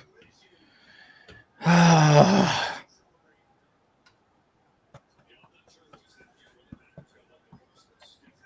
What's going on? They just sacked Caleb Williams. 21 seconds left in the first half. Bears are down 14-3. Who scored another touchdown? It was Bo Melton on a deep pass by Love. He was wide open. Oh, they sacked Geno Smith again, and he's shaking up. 13 dropbacks, 6 pressures, and 1 sack already. Jesus Christ. What do you do? Dude, stop with those passes. He was wide open right there. Stop missing that shit. Sorry, baby in the room. Sorry. No, it's okay. He doesn't know. God, I hope he doesn't know. Oh, no. He has no idea the shit we say.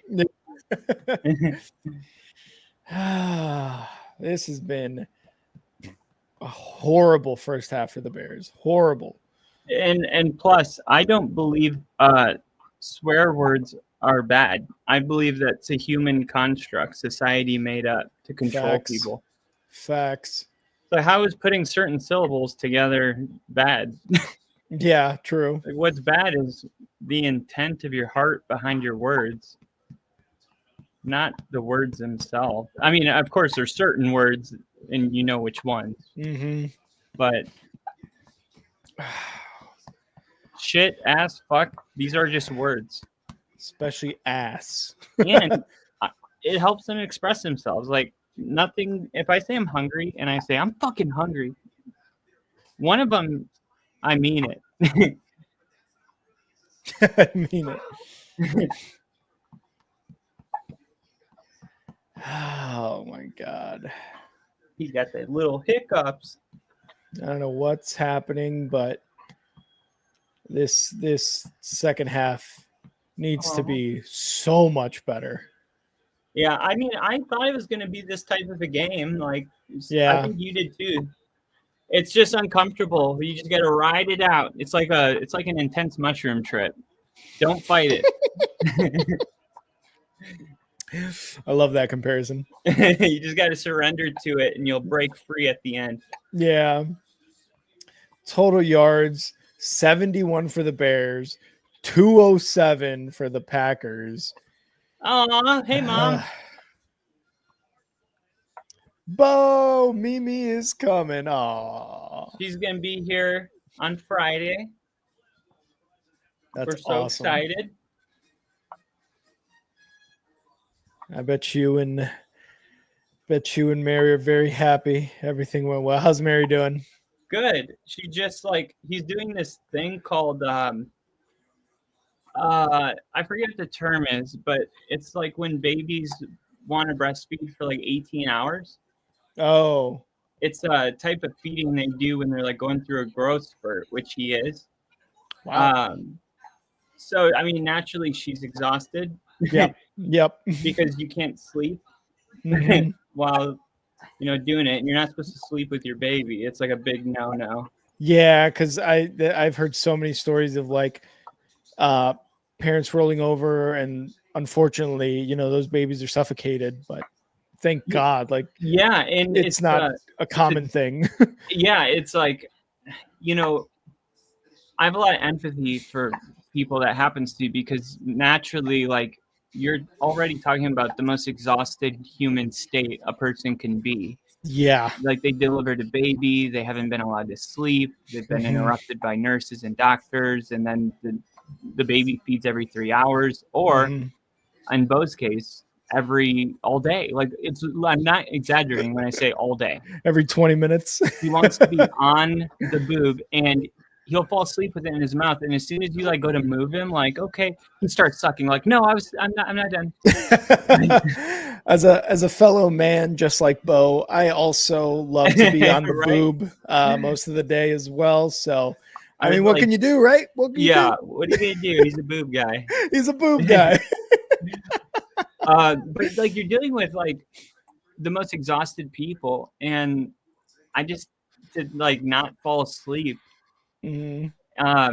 It's very challenging, and really, it's a two-person evolution, because when I mean, like you nodded off before, but when you're by yourself, there's nobody to be like, hey, do you want me to hold him? Do you want me to take him? Yeah. Yeah. You're just by yourself, and sometimes you're like, I'm just gonna close my eyes and think, Mhm. and that's how you like justify it. Yeah. And then next thing you know, like you're out, Yeah. and Yeah. there's no one there to be like, you're sleeping, Yeah. That's a crappy thing too, because I've been in situations where I've been exhausted, but the one thing, and it's so funny because I know you and I've gone through this boot camp, for example. Yeah. I have legitimately, and obviously not for minutes at a time or anything like that, but in boot camp, we are taught to march, and we march everywhere outside of our barracks room. I have been in the middle of a march and have literally fallen asleep as I'm marching for a few Yes! seconds. I've And that, never heard anyone else say that. How did we do that? I don't know, dude. To me, I'm just like, when I wake up after those like few seconds, which feels like a micro nap, I'm just like, how did I just wake up? I remember, actually, how did I sleep? I remember when we were marching to like the fire building, I fell asleep marching. Yeah. And also battle stations, I kept Battle falling stations. asleep, and the only reason I would wake up is because I would like run into somebody or something. Yeah. I Yeah. was like, oh, my bad. And you're just like, oh my God, I was asleep. You know what I mean? You're like, yeah, it's like, I didn't know you can walk and sleep. Yeah. What else can I do? Boot camp definitely is one of those times in a military member's life where you are very, very much exhausted Yeah. for, I would say, about 90% of the day. I think it's like the labor is probably like the closest thing too, because you can't sleep while you're going in labor. Oh God. And if you like, Mary was in labor for like 35 hours. Oh. And I was like, when you get to that point of exhaustion, Yeah. and whoever it is that's your coach, like with you, they're tired too, because they can't sleep either. Yeah, 100%. And yeah, like Kyle's saying, like that's one thing too with boot camp. You just can't fall asleep. You literally can't. You can't sit down. You can't lay down. without somebody telling you that you can. Did you ever go poop just to sleep for 5 minutes? I never did that, but I always would go poop just to sit down for a few Yeah, minutes. I remember doing that a ton. Yeah, that If was I sit down, you mean never mind.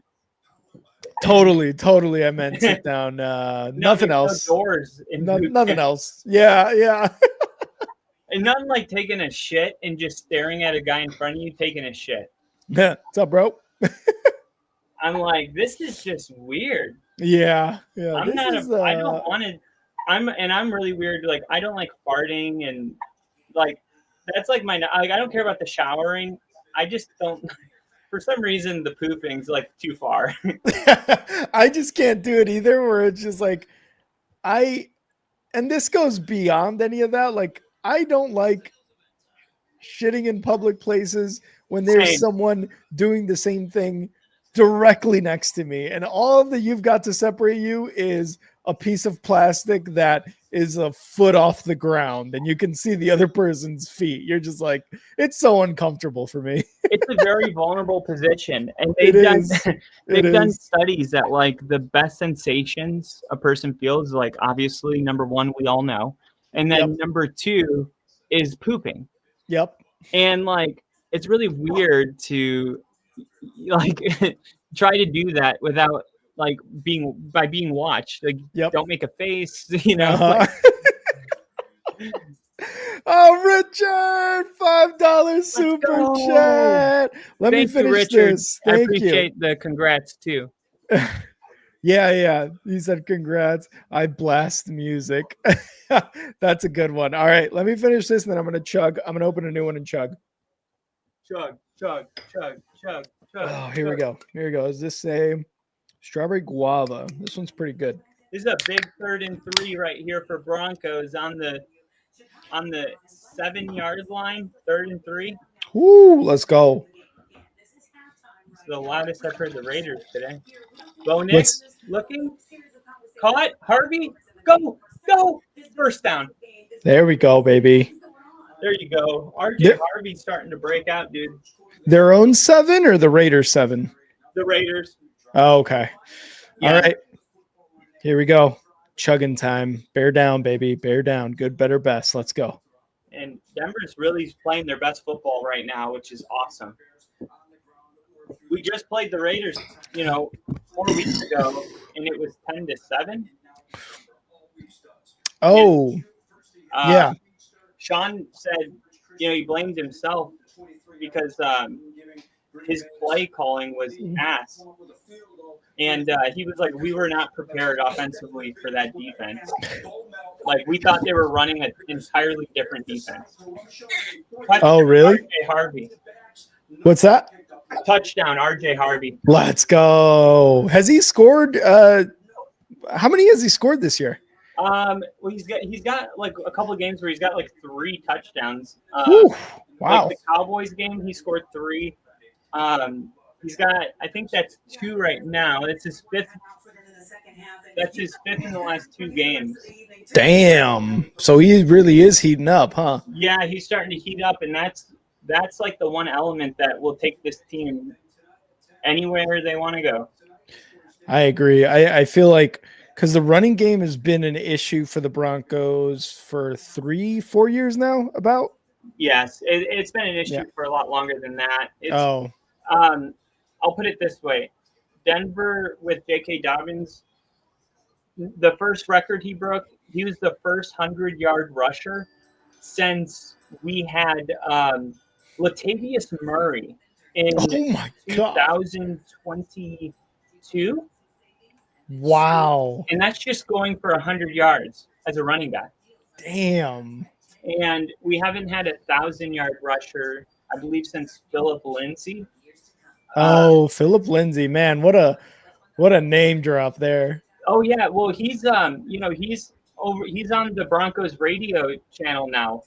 Oh, nice. Good for him. Their local he's got a lot of great insights. He was the one that told me about the maybe getting the Texans running back. Because with Woody Marks, taking off. What is his name? I'm gonna look it up real quick. Texans. Um, duh, duh, duh, duh. It's driving me crazy. I feel like there's a W in it. Maybe not. No, It's so funny that Woody Marks his real name's not Woody, but he just kept dressing up as Woody for Halloween as Toy Story. Damian Pierce. Damian Pierce. There So we yeah, go. Philip Lindsay, because he went and played a year with the Texans, and he's got a lot of buddies over there, and he was really pushing for Denver to try to bring Damian Pierce over. Oh wow. He So was he saying was. like he could have something left. You know what I mean?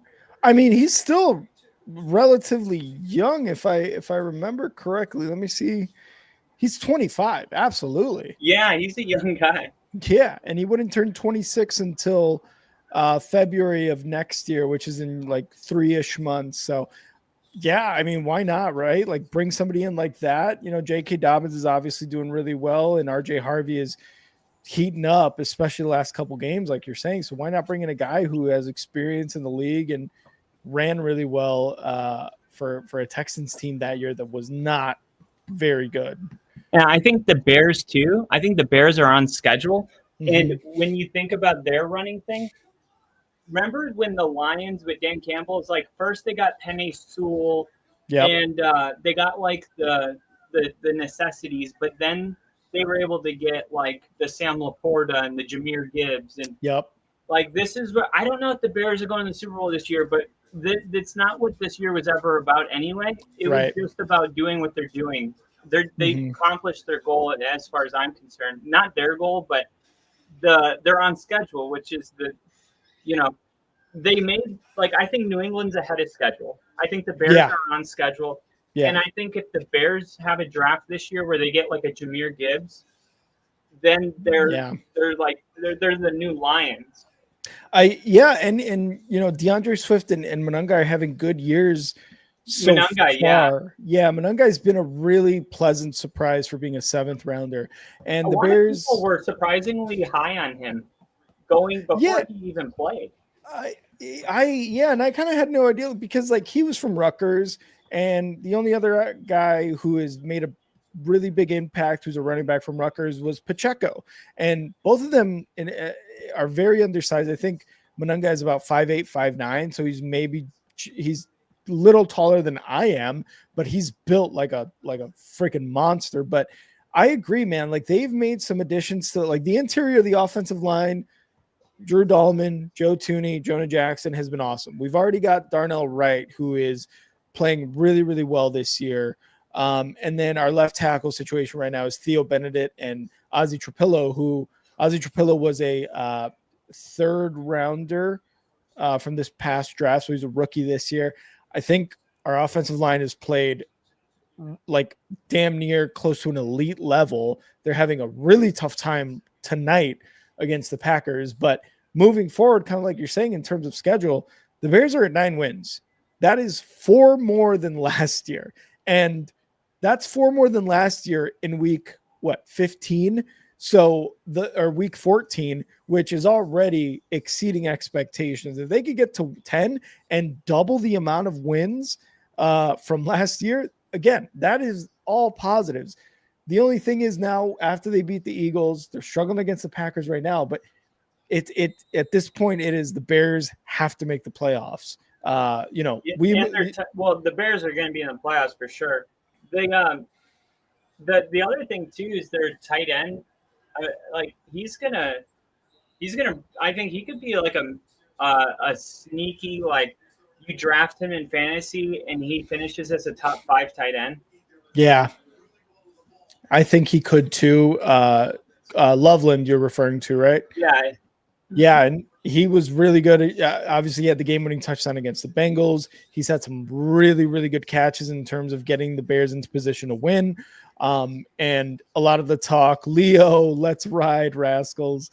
Obviously, at the beginning of the season, he wasn't very much involved in the offense. And then people are looking at Warren, the guy that the Colts have, and being like, should have drafted Warren. But now Loveland is kind of coming into his own and being used on the offense a lot more. So he's definitely going to be a person that Ben Johnson and the Bears use moving forward in the offense. And like you said, I think he could very much be a guy that makes a huge impact, moving forward in his career with the Bears, and can be a tight end that you want to draft in fantasy drafts, because he can absolutely make a big difference in this game. 4th and 2, the Raiders are going for it. And then let's see what happens. Pressure, Gino, got to get rid of it. Rolling out, throwing downfield, wide open. Damn it. Oh, First down. All right, I'm going to go give him to his mommy. mm-hmm. Say bye, everybody. Bye, Bo. But he waved. You saw his hand. He went like this. Hey, you all should be lucky that Bo did that for y'all. He waved. He waved. Hell yeah. Love to see it. it. 3rd and 11 for the Packers here. Boy. 3rd and 11 here for the Packers. And Richard, I hope we get some more this half. A little pressure. Bears bringing pressure, going deep. Jordan Love. Oh, and that's pass interference. Pass interference. They're not going to call it because it's going to be a 4th down, but Nahshon Wright almost came away with another pick there. And honestly, correct move there by that Packers receiver. Do not turn the ball over by any means necessary, because Bo Melton is the one who did that there. More receivers need to do this. Take the penalty. Take the penalty, especially on a 3rd down and long throw. Take that penalty instead of letting the defender get a turnover.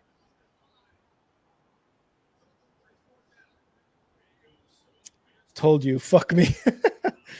Yeah, and I think that was that was clearly an underthrow by Jordan Love, or maybe, and honestly, where Jordan Love threw that,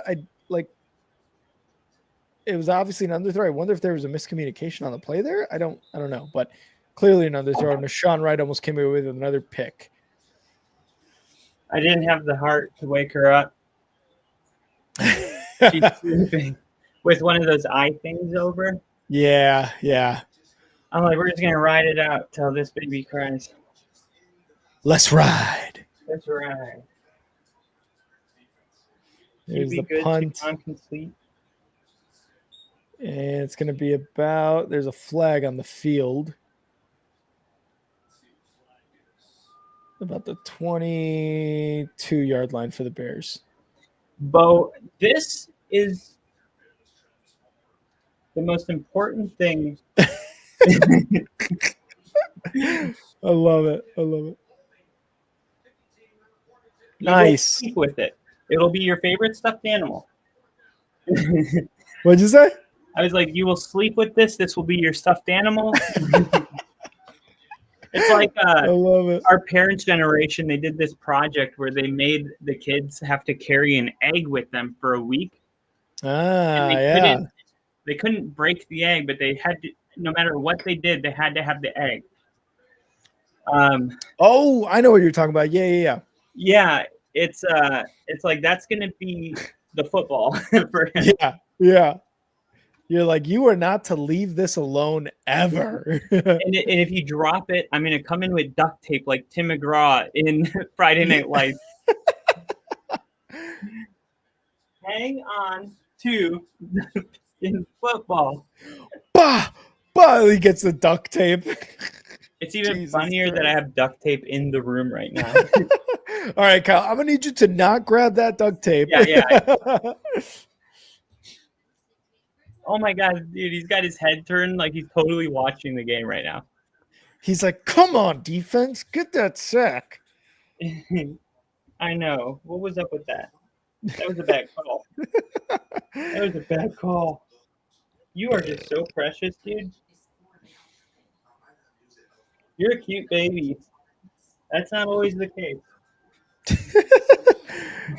No one says it, but we all know it. You keep that to yourself when you see always it. You always do. But it's funny because a lot of times the cute babies turn into like adults, and then like ugly babies turn into like supermodels. Like, have you seen that stand-up bit with who's that comedian the girls all like? Oh my! I know you're talking about. He's the white He's guy. the younger guy that like does the interaction stuff with the audience. Yeah, he does like the crowd work. Well, he was like, talking about how people hate on him for like looking like this. He's like, the messed up part is like, I just got this. Yeah, I just became hot. Yeah, like, this just happened like last week. I always thought it was so funny because I was always a little self-conscious about the way I looked. I wore glasses all through grade school. Oh yeah, we all did. You know how middle school is. And then everyone's got acne. Yeah, high school came around. I started wearing contacts, and I was like, I looked back at pictures of myself, and I'm like, oh hell yeah, high school, I turned it around, baby. I turned it around. Yeah, it's everyone in middle schools, like, their bodies are changing. Yep. They stink. Like,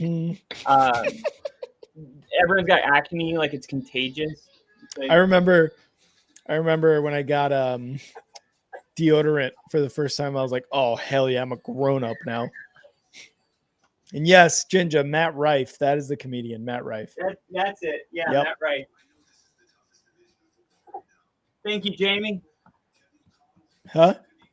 I was like, thanks, Jamie. Yeah. Jamie, pull up that clip of the alien eating the dog. It's like always the most random. You have that polar bear that went surfing. Oh god.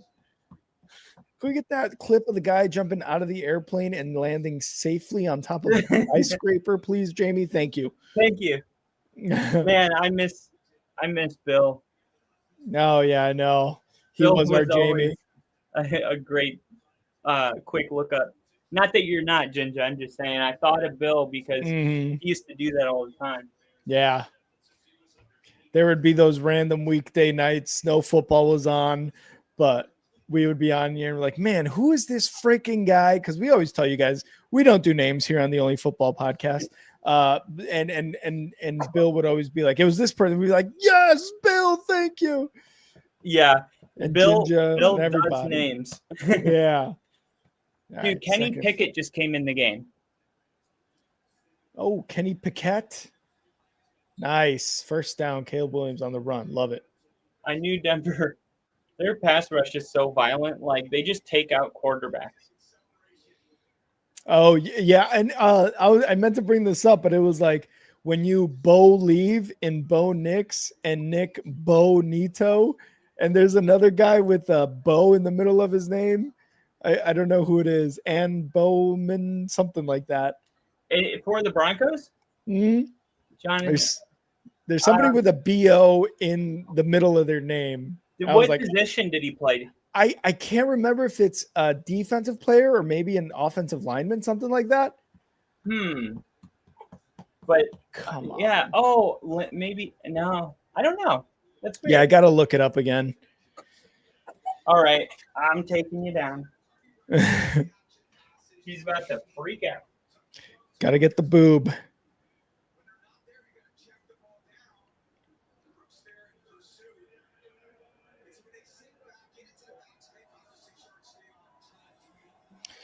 All right, 2nd and 10 for the Bears here at the 48-yard line. Going to hand it off, and it's going to be Manungai who's going to get to the strong run. Got stopped about a yard into his run and still moved his feet and was able to move a couple Packers for about 4-yard gain or 3-yard gain. Gets into Packers territory, I believe, with that run. 3rd and 5.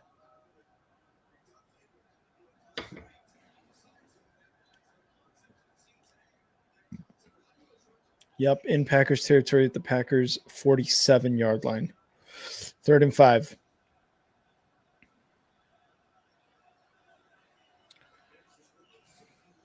Back to pass. Quick throw, and that is Loveland with the first down at the 38-yard line of the Packers. All right, come on. We need a touchdown here, boys. Come on. 11:35 and counting in this 3rd quarter.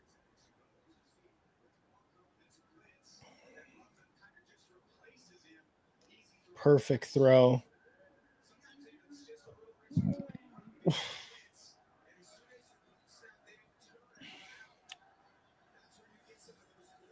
First and 10 Bears. Caleb is 8 for 17, 48 yards. It has not been a good day for him, but the run game has also not been good. Fakes the handoff, back to pass. Looking under pressure, escapes a sack, throws, caught! Cole Kmet inside the red zone, baby. What a pass by Caleb. Wow.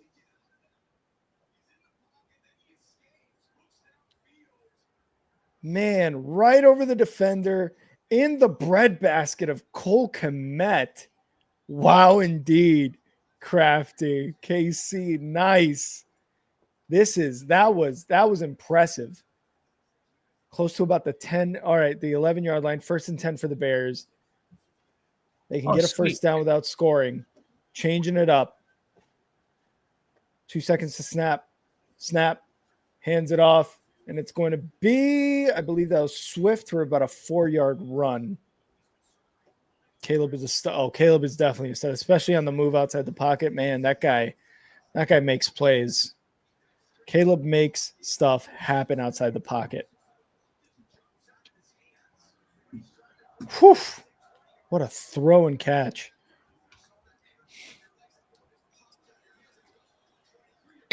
Second and 6. Caleb shotgun. Moving his man around. Cole Kmet. Snap. Hands it off. Going to be Swift. Up the middle. They're pushing. And he's going to get about 5 on that run. Close to a first down.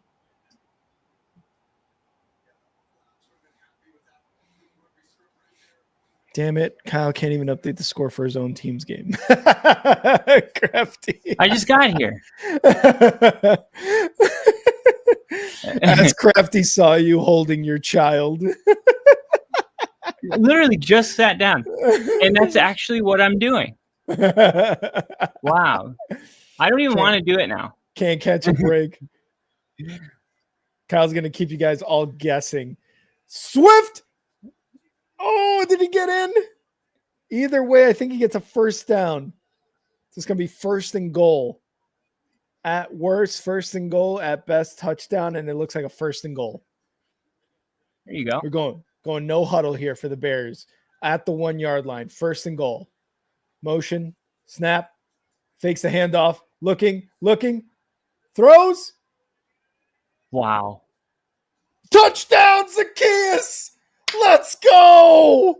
Woo! I told you not to worry. You just got to ride it out. Woo! What a throw at the nick of time. Or was it in the nicks of time? It was in the Bo Nix of time. Wow.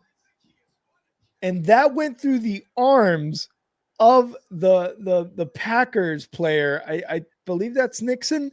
Is that good or bad? Like, are you happy or mad? Well, you're not mad, but is that like the luck or skill? I didn't see it. I think it's a little bit of both, probably more on the luck side, to be honest, because that could have been intercepted. And the Bears are going for 2. Here we go.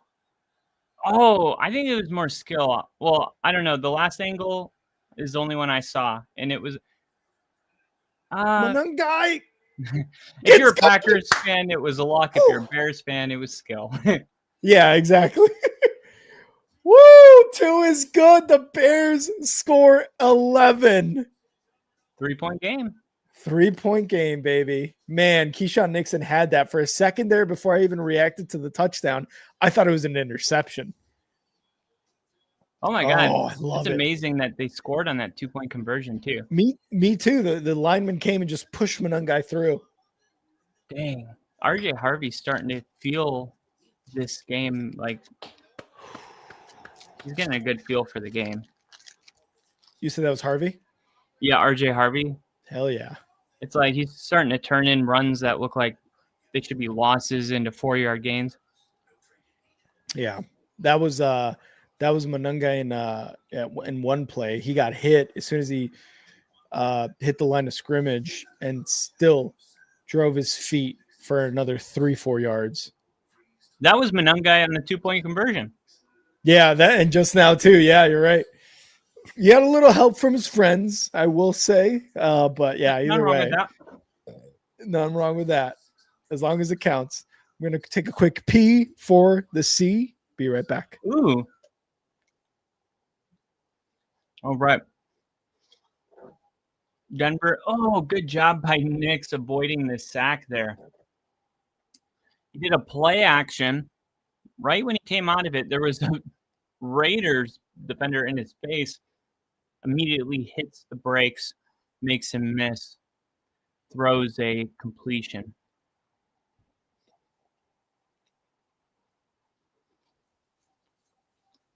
Seeing the field. Seeing the field.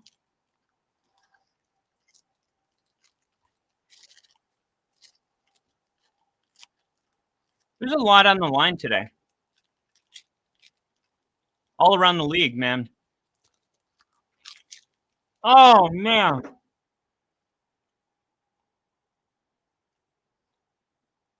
It looked like Cortland Sutton could have had.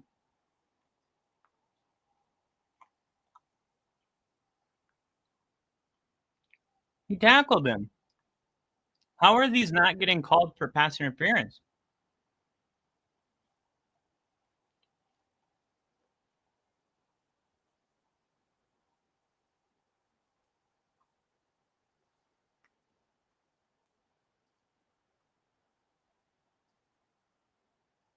Third down and 4. Nix looking, firing, caught, first down.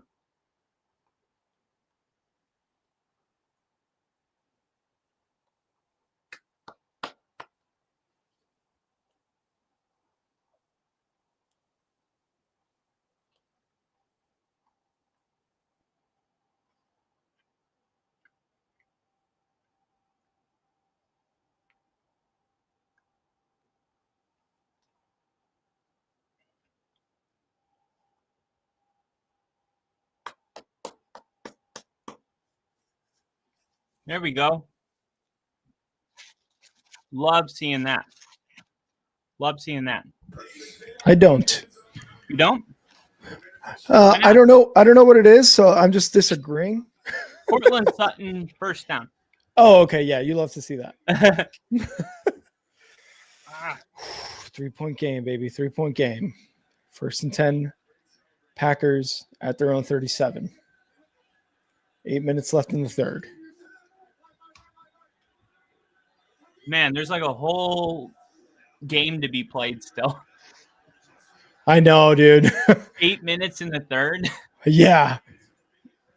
We Like haven't seen anything yet.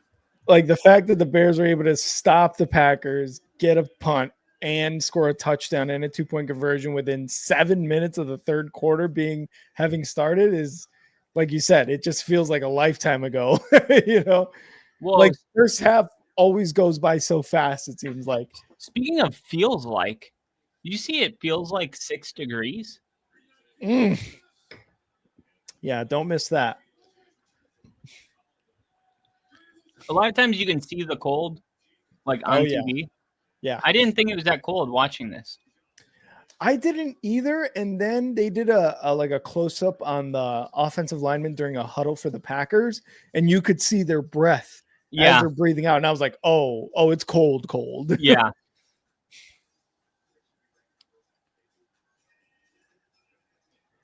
Jordan P Love. for the C. Yep.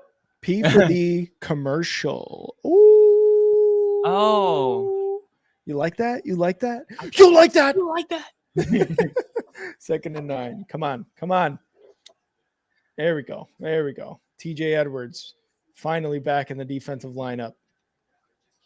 3rd down.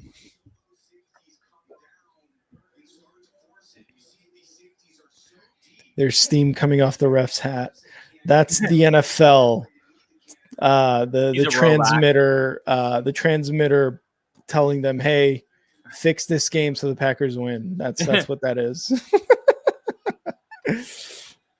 3rd and 3. Come on, Bears. Come on. Come on. Oh, my God. CJ Gardner-Johnson just let up a touchdown. Nah. Right now? Christian Watson again. Oh my gosh, I'm on 3rd and 3 right now. Oh, my freaking God. You're going to see it right now. It was a slant from the right side up the middle. Jordan Love just quick throw on a play action. And how are you not in position as a safety? And he's had such a great year. Yeah, Byard has had an amazing year. I mean, taking the ball away, but like right there, it's like, what is going on, guys?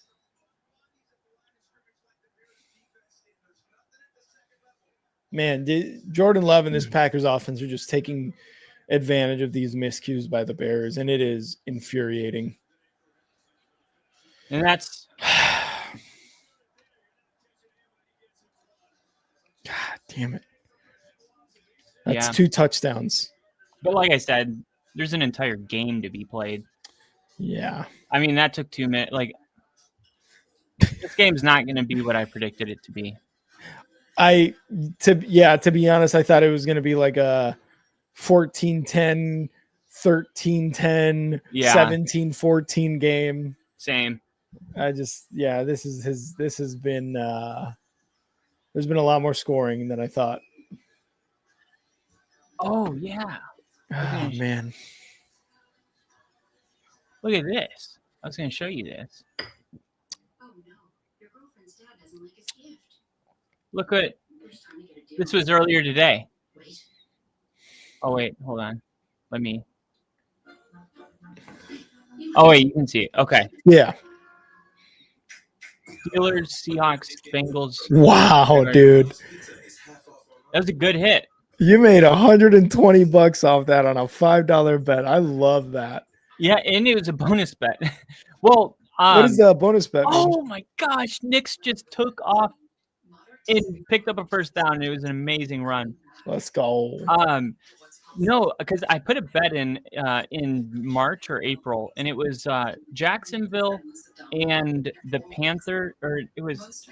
Hold on. It was the other team. Oh, it was Jaguars and Panthers to win more than 7.5 games, and the Patriots to win more than 6.5, something like that. Yeah. And I put like $200 on that because you know how I felt about the Patriots and the Jaguars and the Panthers. It was like made for me. It felt like. Yeah. And you know that hit last week. Like, oh, that's right. So nice, dude. I just was like in my account. I'm like, why is there like $300 in here? And then I was like, oh yeah, I forgot. I placed that bet at like 3 a.m. When at the beginning, before the beginning of the season, or yeah, it was like March. Wow. Was it plus money or was it still kind of like minus? No, money? It was plus 500. Wow, Jesus. I'm going to show you, actually.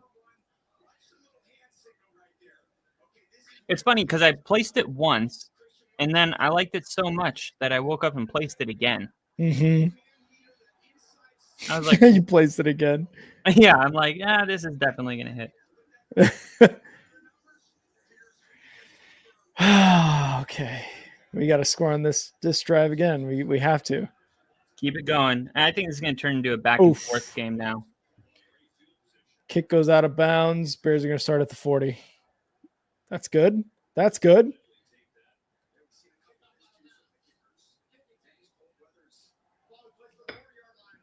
All right.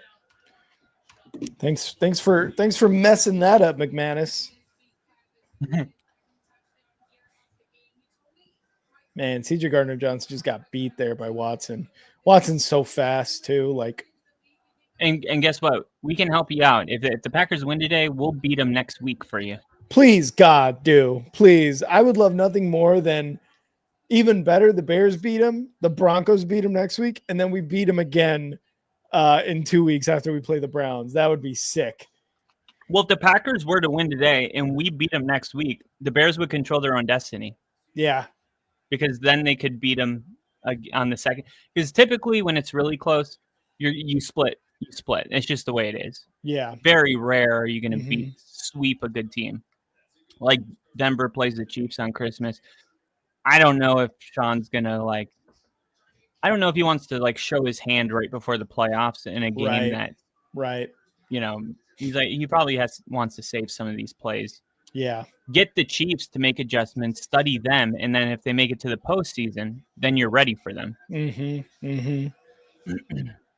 Not that you're trying to lose, you're just not desperate to win. Caleb Monangai gets hit immediately behind the line of scrimmage. Jesus Christ.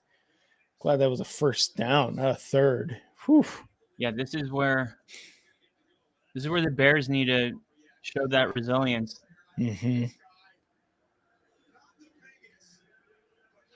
One of the things Ben Johnson's been doing is just the way he's done dialing up the run all year is insane.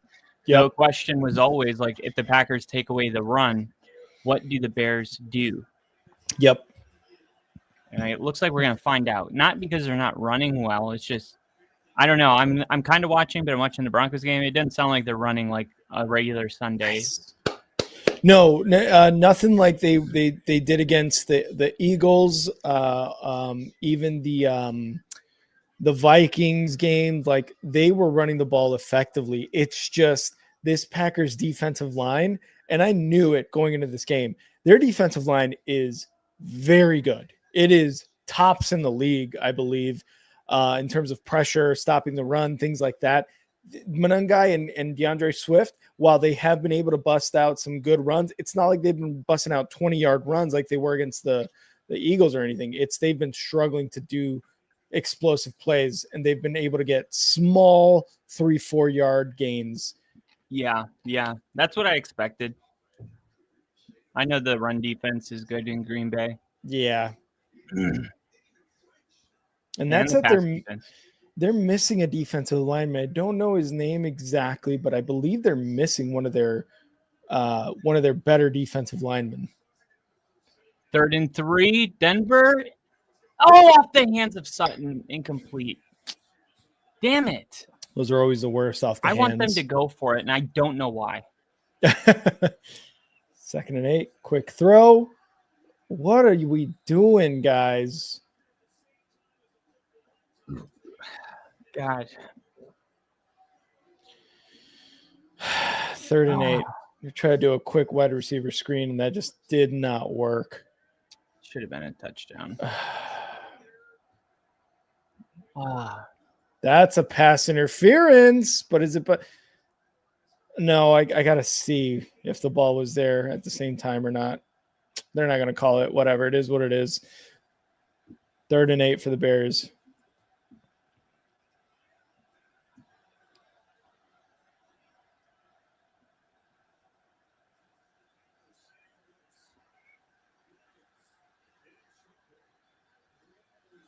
Man, Yeah, I had a too much touchdown pressure. and it just bounced off his hands. What happened? 3rd down, Dingo? Yeah, 3rd and 8. Packers brought in 2 or 3 guys. Pressure, 4, 5. They brought in 1 guy for pressure, and they just got past the line. And Caleb Williams, running out of bounds, just threw it out. Sometimes that's the best play. And I don't know what happened with the offensive line. The weird part is all of our offensive linemen were pass blocking, and we had Monangai there, and 3 Packers still got through. That's crazy to me. And Cairo's kick is good. Yeah, man. I mean, you got points. That's all that matters. It was always a 2-possession game. Yeah. It's something. It's something. You were going to need a field goal anyway, and from 41 yards in the cold, just think of how different you'd feel if he missed that kick. Oh, dude, I would be livid. That's what I do. Whenever I just try to take myself to helps you appreciate that you're in a 7-point game instead when that of very easily 14. could have been a missed field goal. And under these conditions on the road, you could have missed that. And instead, it's a 1-possession game in the 3rd quarter. Yeah, that's true. if the Bears can't, if the, I understand, but at the same time, it's like you have to, if you're going to be a good team, like you have to know that these are the kind of games that you're comfortable winning. Yeah. Like because there was a while where I was like, if we were down 7 in the third, I felt like we were doomed, you know. Yeah. That's kind of changed now, where it's like you start to expect to win when winning becomes part of your culture, and it's like, yeah, we're down 7, we're down 10, down 14, down 30 in the fourth. Who cares? Like we're gonna Yeah. find a way to get it done, and I feel like the fans, they really haven't had a bunch of that this year, so they're Nope. not like comfortable in these situations, Yep. and that's understandable. But this is also an opportunity to gain some trust in the Chicago Bears in their fans. Yeah, and that's one thing, a couple things on that, because there's been situations, games where we're down and it's last minute, fourth quarter. I think of the Vikings game, the second Vikings game. I think of the Bengals game, even the Raiders game early in the season, where I was like, oh my God, we're down. And then obviously as the season progresses, it becomes like, okay, we're down, but I'm confident in Caleb Williams and, more importantly, Ben Johnson as the coach to drop some stuff in order to get us in a position to win. And I was thinking of things you've said last week, especially against the Eagles. There was a super windy game. The Bears could barely pass the ball. Like Caleb Williams had, I think, like a 50-something percent completion. And then the Bears have been running the ball extremely well all week last week against the Eagles. They do the play action, and Caleb Williams throws the nail in the coffin touchdown to Cole Kmet. And I was like, if I was streaming this game and Kyle was with me streaming this game, and I was like, run the ball, what are we doing? Or pass the ball, you would have been like, they're setting up the play action for a situation just like that. And what happens? Exactly that. And I was like, if Kyle and I were streaming this game and I was like, we need to pass the ball more, you would have been like, what's going on is they're setting up the play action for the right opportunity to throw the ball. And in that situation there, that was what it was. Well, if I'm not mistaken, that actually, we had this whole moment earlier this year where there was a play that kept coming open, and I'm like, Yep. They need to. Oh yeah, it was every time Caleb Williams was running the option, they were crashing inside, and I'm like, if he pulls it, it's going to be a touchdown. Yeah. And I was like, Ben Johnson saving it, and late in the fourth quarter, it's exactly what happened, and the Bears got a go-ahead touchdown because he pulled it and ran it in for a touchdown. And I believe it was like week 4, week 5. No, maybe the Commanders or Saints game. I feel like it was one of those. I think it was the Saints game because it was like close for no reason. Yeah. Love going deep. Incomplete. Oh my God. You were going to say intercepted. Whew. What was that? I'm watching it now. Yeah, it was deep to golden. Looking, going deep. Believe, yeah. Ooh. I believe that's McLeod. Oh, McLeod, yeah. That was kind of underthrown. A little bit. Not in a way that's necessarily bad. Sometimes because Dubs turns around, and if McLeod bumps into him, that's a pass interference. All of a sudden, you're in great territory inside the Bears field. I like that no call. I do too. There was hand fighting there. There was both players were hand fighting. Very good no call, and he had his head turned. If he doesn't turn his head, that gets called. Yep, 100%. Yep, Leo said it. He turned around. Yep. 2 minutes, 12 seconds and counting, and the Packers are going to punt here. No PI. Yep, no PI there. How is that a flag? Oh, Sertan's saying that's on me. Okay. If you say so. I didn't see it. All right, let's gamble. Let's gamble. It's getting to the witching hour, right? Yeah, there's too much money in my FanDuel account. I got to do something dumb. What an awesome problem to have. Too much money in my account. I'm like, I'm not supposed to actually make money doing this. The whole point is to lose money. Yeah, you're like, that's It was silly. a $5 bonus bet, and now I have almost $350. Like, Let's go, dude. people are like, why wouldn't you just like cash out? It's like, because it's fun. I mean, it was $5, and now I'm here. Why would I? Yeah. Why would I? But you know what's funny is like there's this energy around gambling that's interesting because like if I were to go to a bar and spend $5 on a beer, it's like no problem. Yeah. But you know, if you spend $5 gambling, if you're around certain people, they're like, "Oh, okay." Yeah, It's like, what, all of a you sudden made they it think you seem have a like I problem. did. They make it seem like you're like, "Oh, I was like killing dogs this morning." It's like, "Oh, you do that, okay." Yeah, no, I woke up, had my coffee, killed a couple dogs, then came to work, and I was like, what? Who just rang my doorbell? Hold on. Yeah, BRB as well.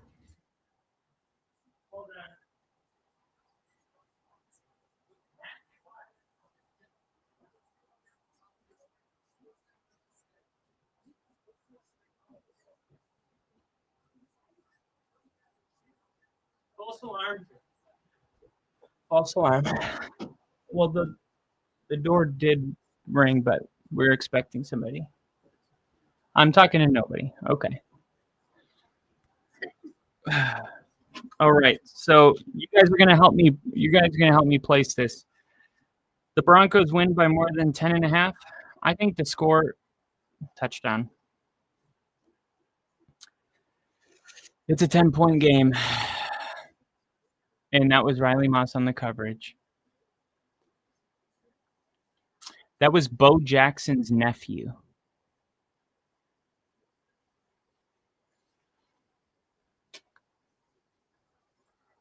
It's weird to see Pete Carroll smiling when he's down by. Damn, that was an amazing throw. I mean, that was like the window was that big, and Kenny Pickett just threaded the fucking needle. I should be more upset, but sometimes a guy just makes an amazing play, and it's more about them than it is us, and that's what that was. That was just, yeah. I mean, the margin of error to make that throw was 0, and he made it. Oh my God, it looks better every time I see the replay. I have to say something on X about that. That's incredible. Hold on. Let me see. I should be more mad, but that throw by Kenny Pickett was just incredible.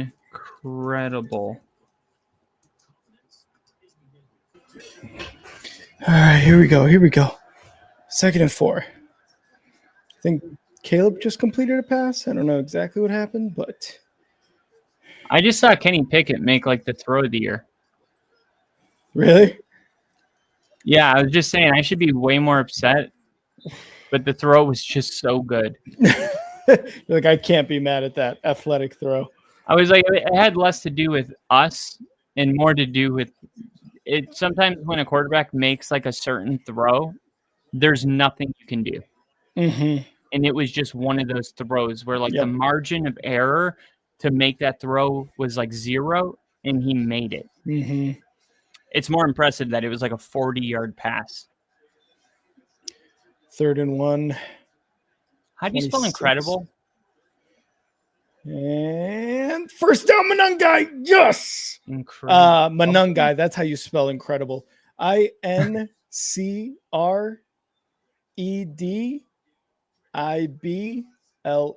IB. Okay. I did EB. I did AB. Mm-hmm. IB. First down, Bears. 4, 4th quarter. Bears down 7, fourth quarter. Come on. Come on, baby. Let's make some love here in the fourth quarter.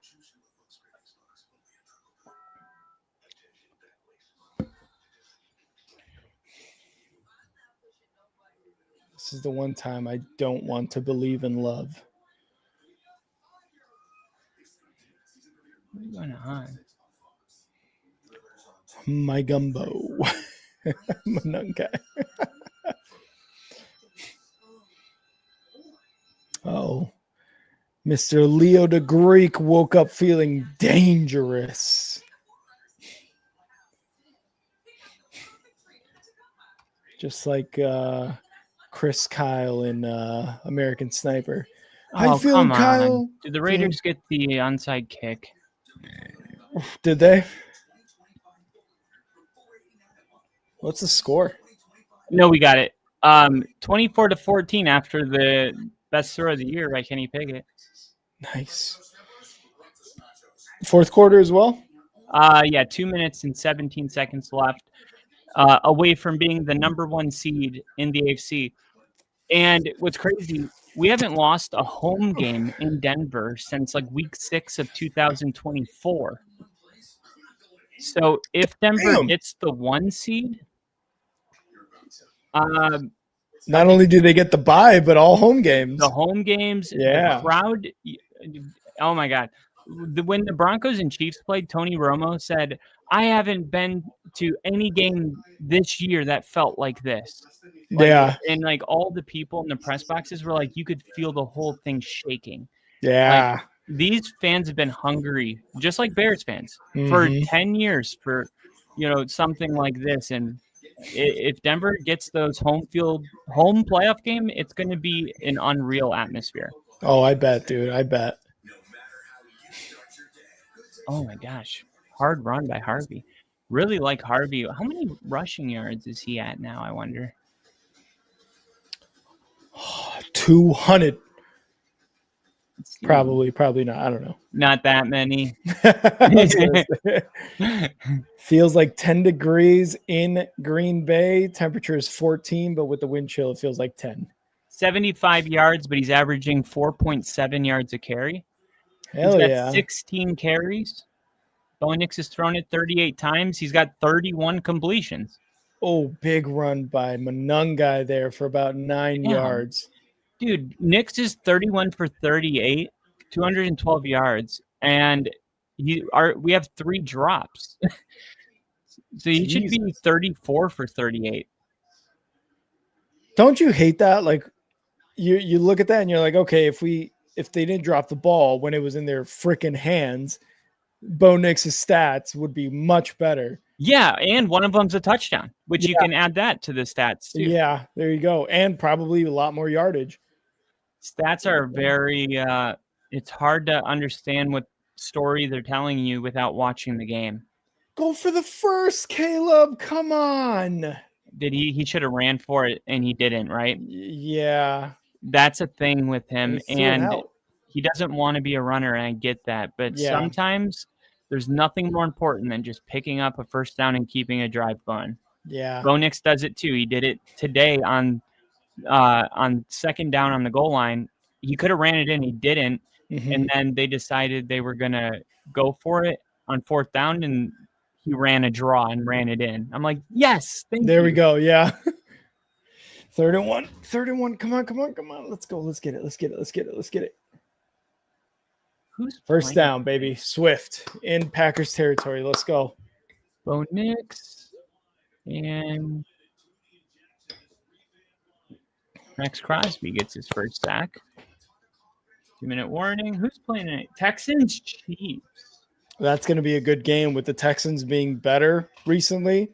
That's a playoff game. Yeah. Because if the Chiefs lose, they're eliminated. If the Texans lose, their path is harder. But because there's one team facing elimination, look, mathematically, maybe not. But this is the final, gasp for the Chiefs. Yeah. They have to win out. So that makes this a playoff game, which is awesome because we're in week 13 and we get a playoff game. Mm-hmm. I think if the Chiefs win, they're in now. Oh, so they would be in because they have the tiebreaker over the Colts. Oh, okay. Who? The Chiefs, it looks like. The Chiefs? Yeah, I assume I don't know what the Hold tiebreaker on. would be. 2nd and 3. Hold on. Let Quick. me see. Shovel pass. First down. DeAndre Swift at the Packers 35-yard line. Let's go, baby. Okay, let me share something. Yeah, one of the reasons the Bears were in first place in the NFC after last week was because they have the better record against the NFC than the Rams do, too. So this is the current playoff picture. Okay, so we're in week 13, right? 14. We're in week 14. What the fuck? So if the What the fuck? Sorry, go ahead. Okay, sorry. If the Chiefs win, okay, they're still out of the playoffs. Now Denver's going to win, got that. And the Rams. What happened to the Rams? They're number one seed. Wow, 45-10. Okay, and that's all been settled. So Packers, if the Packers win, then they would be the 2 seed. Chicago's the 7. If the Bears win, they stay the 1 seed, and Packers are the 7. But if the Chiefs win, as you see here, they are still not in the playoffs. Oh, Now, wow. Next week, if the Chiefs won again, still out of the playoffs, and that's with the Chargers losing. Let's make the Jaguars lose. Let's make who would they be chasing at this?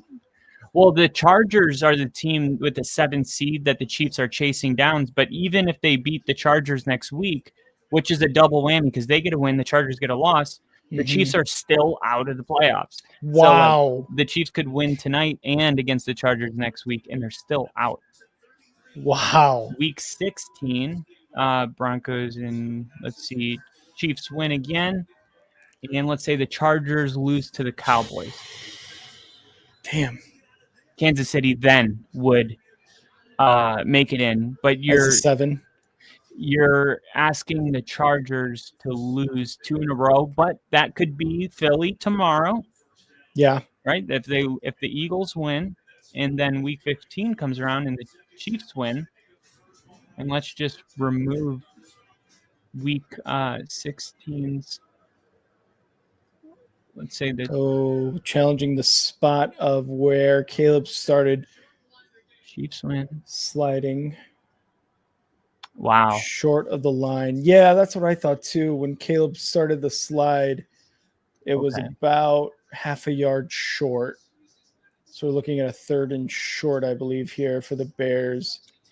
Yeah, the only path for the Chiefs, they need the Chargers to lose 3 games in a row or at some point, because week 14, if they lose to Philly tomorrow night, the Chargers, and then next week they lose to the Chiefs, and the Chiefs win both games, the Chiefs are still out of the playoffs. It's not until week 16 where if the Chargers lose their 3rd game in a row to the Cowboys and the Chiefs beat Tennessee, then the Chiefs get the 7 seed.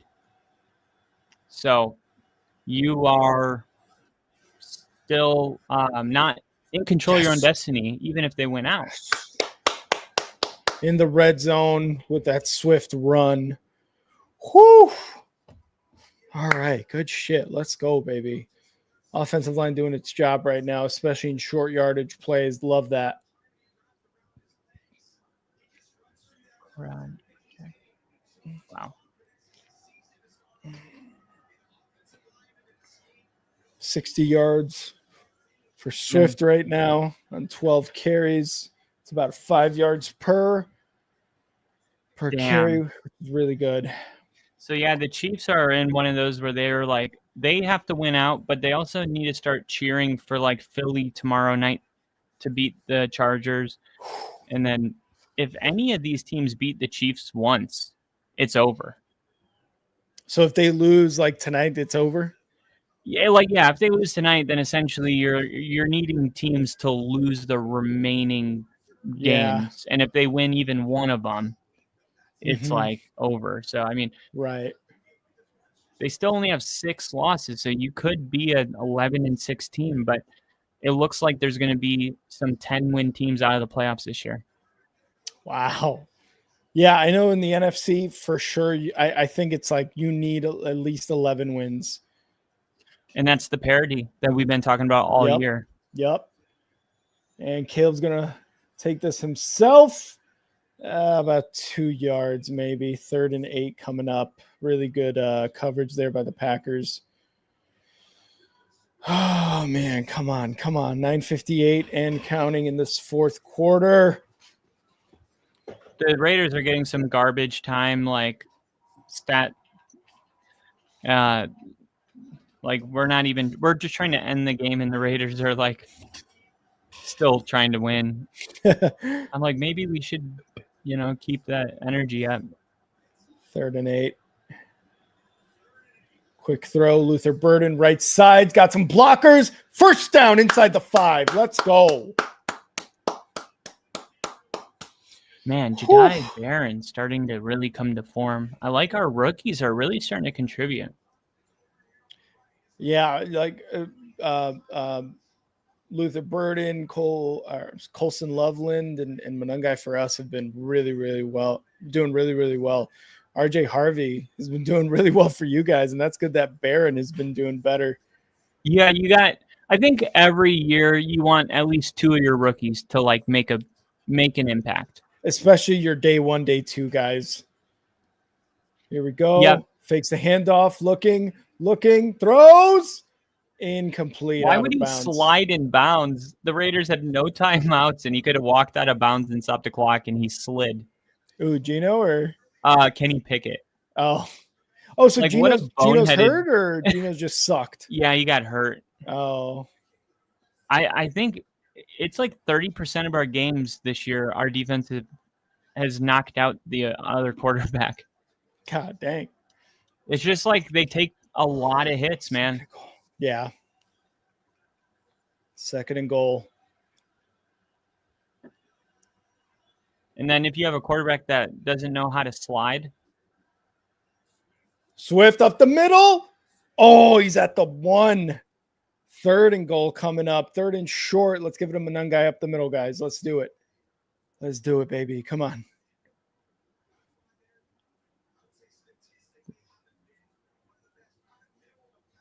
Oh, my God. Brandon Jones. Delay a game penalty for laying on top of a player. Of course. 3rd and goal at the 1.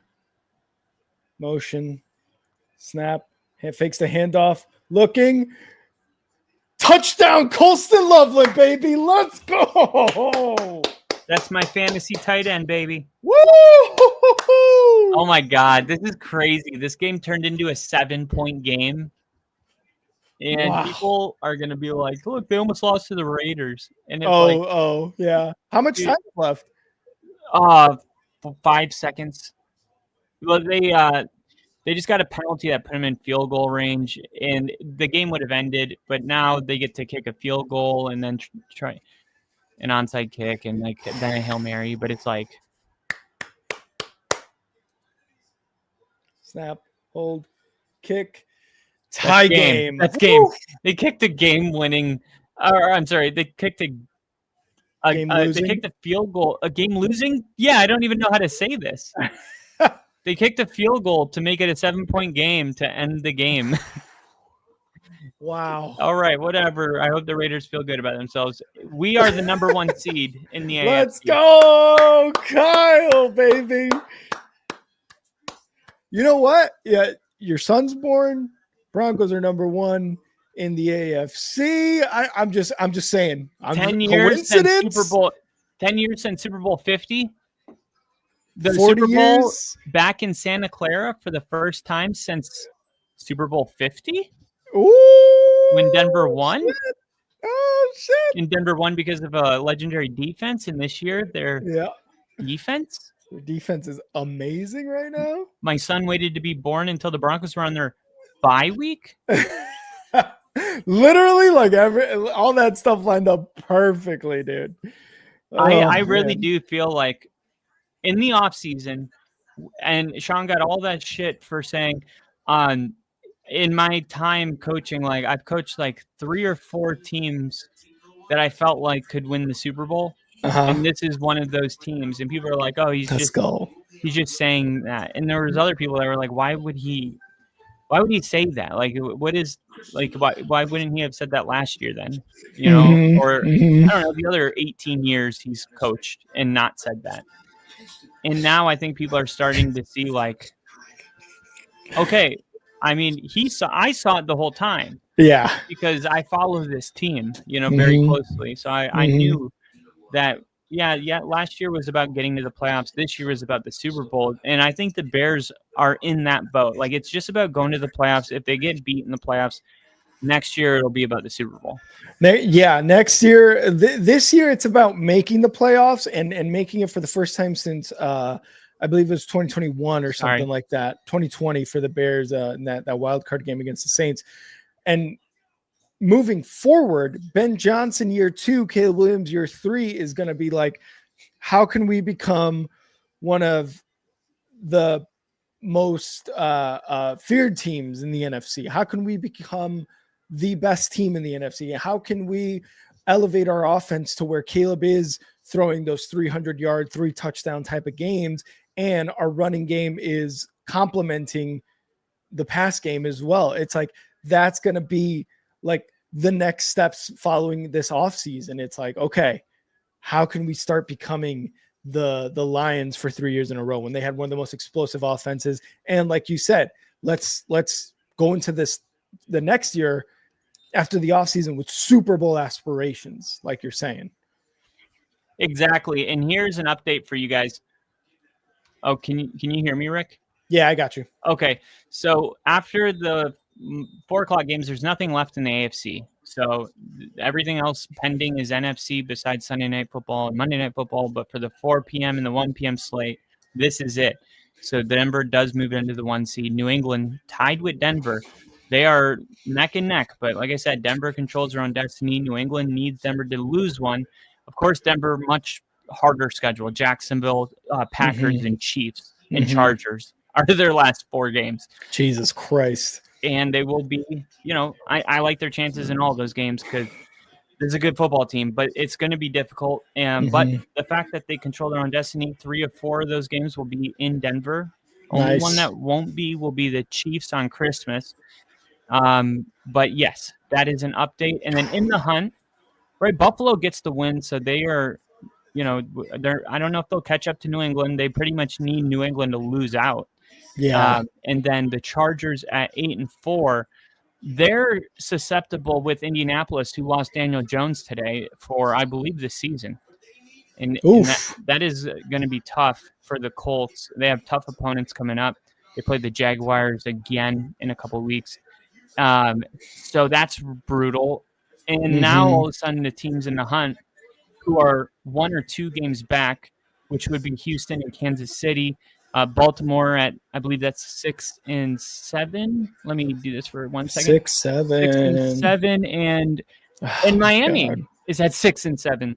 Yeah. Weird enough, these teams in the hunt, it's not like, sometimes they put teams in there and it's not going to happen.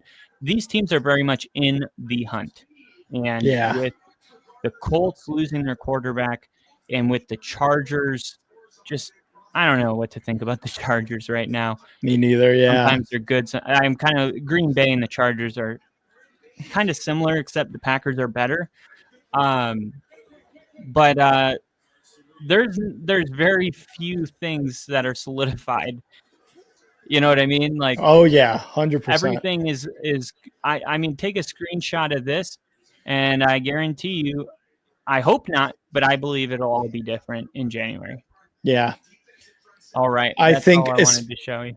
And I think especially the in the hunt teams and the division leaders right now, just a select couple, obviously, could be a lot more different than what we're seeing right now, week 14. So yeah, I agree. Like, what happens in January can be so much more different than what's happening right now.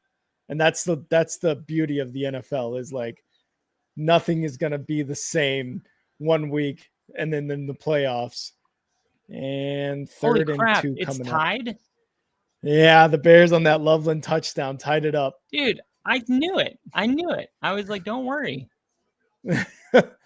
Well, now, but they're marching down the field right now, which is a little scary. But they need a big stop here. The Bears need a stop here. Look, I thought this was gonna split, and I thought each team was gonna win their home game. To be honest, but Yeah, I was just saying, don't worry, because the fact that I thought this is gonna be a field goal, no matter who wins it, is no reason to panic. Because if I'm predicting the winner wins this game by a field goal, then that means I believe anybody could win.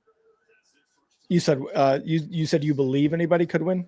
Yeah, because I only had the Packers winning by a field goal, and if that's the case, then if it's that close in your prediction, then I wouldn't be shocked by anything. Yeah. Let's go, baby. Let's go. The Packers is like their home field advantage is nothing like Denver. Like their fans are so loyal, but they're just not like a rowdy bunch. Well, I haven't been there. You've been there, obviously, to Lambeau, so I wouldn't know. But like Seattle, like it's just some stadiums are just very different. Arrowhead, Denver, Seattle. I haven't been to Arrowhead, but I've been to Seattle, and I know that Arrowhead competes with Seattle, so I know what it sounds like. Big 3rd and 1 here for the Packers. It's like same decibels, same decibel level at Arrowhead. Pitch. Oh my God! Tackle him! God, what the hell? You had 3 Bears in the backfield, and they couldn't stop Jacobs. What is that? Oh my! Oh what was that? You had Montez Sweat right there, Jalen Johnson right there. You throw a hand on him, man? What are we doing? Oh my God.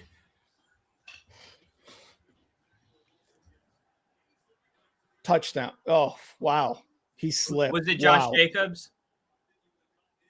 That one was Wilson. Emmanuel Wilson or whatever. This last run was him, but that one was Jacobs. And Nashawn right now is oh no. Ben is pissed. Oh, wait, so no one scored yet? No one scored yet. It's 2nd and goal for the Packers, but you saw that with Josh Jacobs. And Montez Sweat was in the backfield. Jalen Johnson was in the backfield, and they missed the tackle for a loss. Oh, and you got a bear down. Yeah, Nashawn Wright. I don't know what happened with him right then and there. He got kicked in the face as the one Packer was going down. Oof, in the chin. And it looked like he was favoring his right arm there too. Oof. I'm going to take a quick pee for the D or C. We'll see. C. Let's see. 2 rewards available. Bonus bet. Let's do that. And then add an anytime touchdown. Who's going to score? Man, the spread's at 6.5 right now.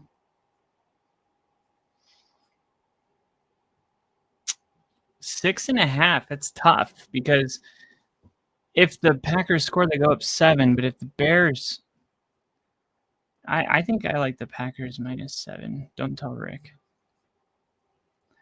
We're gonna do that.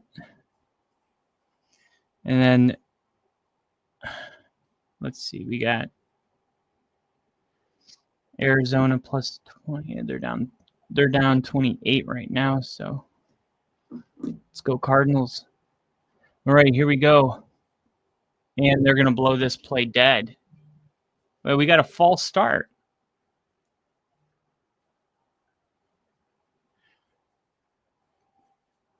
We got a false start. This is crazy.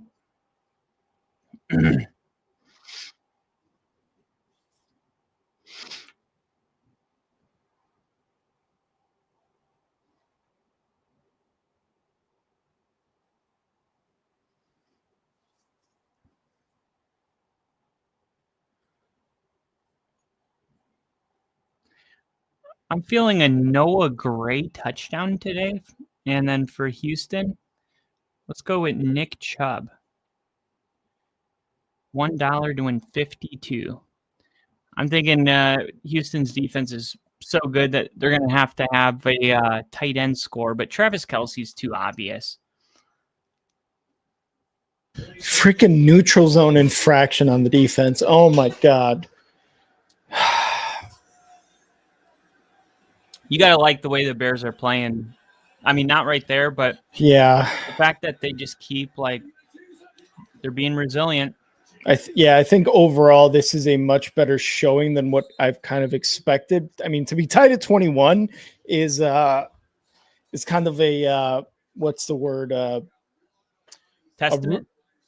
A testament to coming into this game and the Packers being playing as well as they're playing, and the Bears defense, giving up a lot of stuff early and not, that first down run by Jacobs a few plays ago, not wrapping up. It's still a tied game right now. So it is a testament to their ability to be able to kind of stop a really, really good team. And Jacobs gets in, touchdown. Damn it. I knew it. They wouldn't let me. I tried to bet it. They closed it. I guess if they get inside the 5, they closed it. That's all right. There's 3 minutes. I think the Bears respond. I hope so. I mean, they've been able to go back and forth. The spread was at Packers. Packers favored by 6.5, and I was like, well, okay, if they score, they go up by 7. But if the Bears answer, then it's pretty much like a guarantee that whoever wins probably wins by 3 or 6. Yeah. I was really hoping to keep him to a field goal, but man, that missed tackle in the backfield was huge. 28-21 Packers, and that was just huge miss by the Bears defense in the backfield there against Jacobs. Are they only showing one football game right now? Yeah, I mean, Rams is pretty much over 45-17 with 5. I was just going to throw it on because I put a bet in. Cardinals plus 27.5. So right now they're down by 28. So I just need them to score.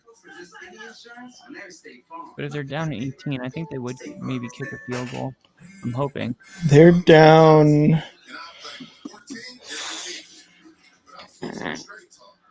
25. They're down 20. Damn, they're down 4 scores. Yeah. Holy crap. It's pretty remarkable. Yeah. I mean, the Rams are so good, and I'm just I'm just wondering who's going to beat the Rams, right? I just don't. I mean, even if Denver went all the way to the Super Bowl, the only the fan in me, of course, okay, taking that aside though, yeah, it's going to be hard to beat the Rams. Yeah, no and what?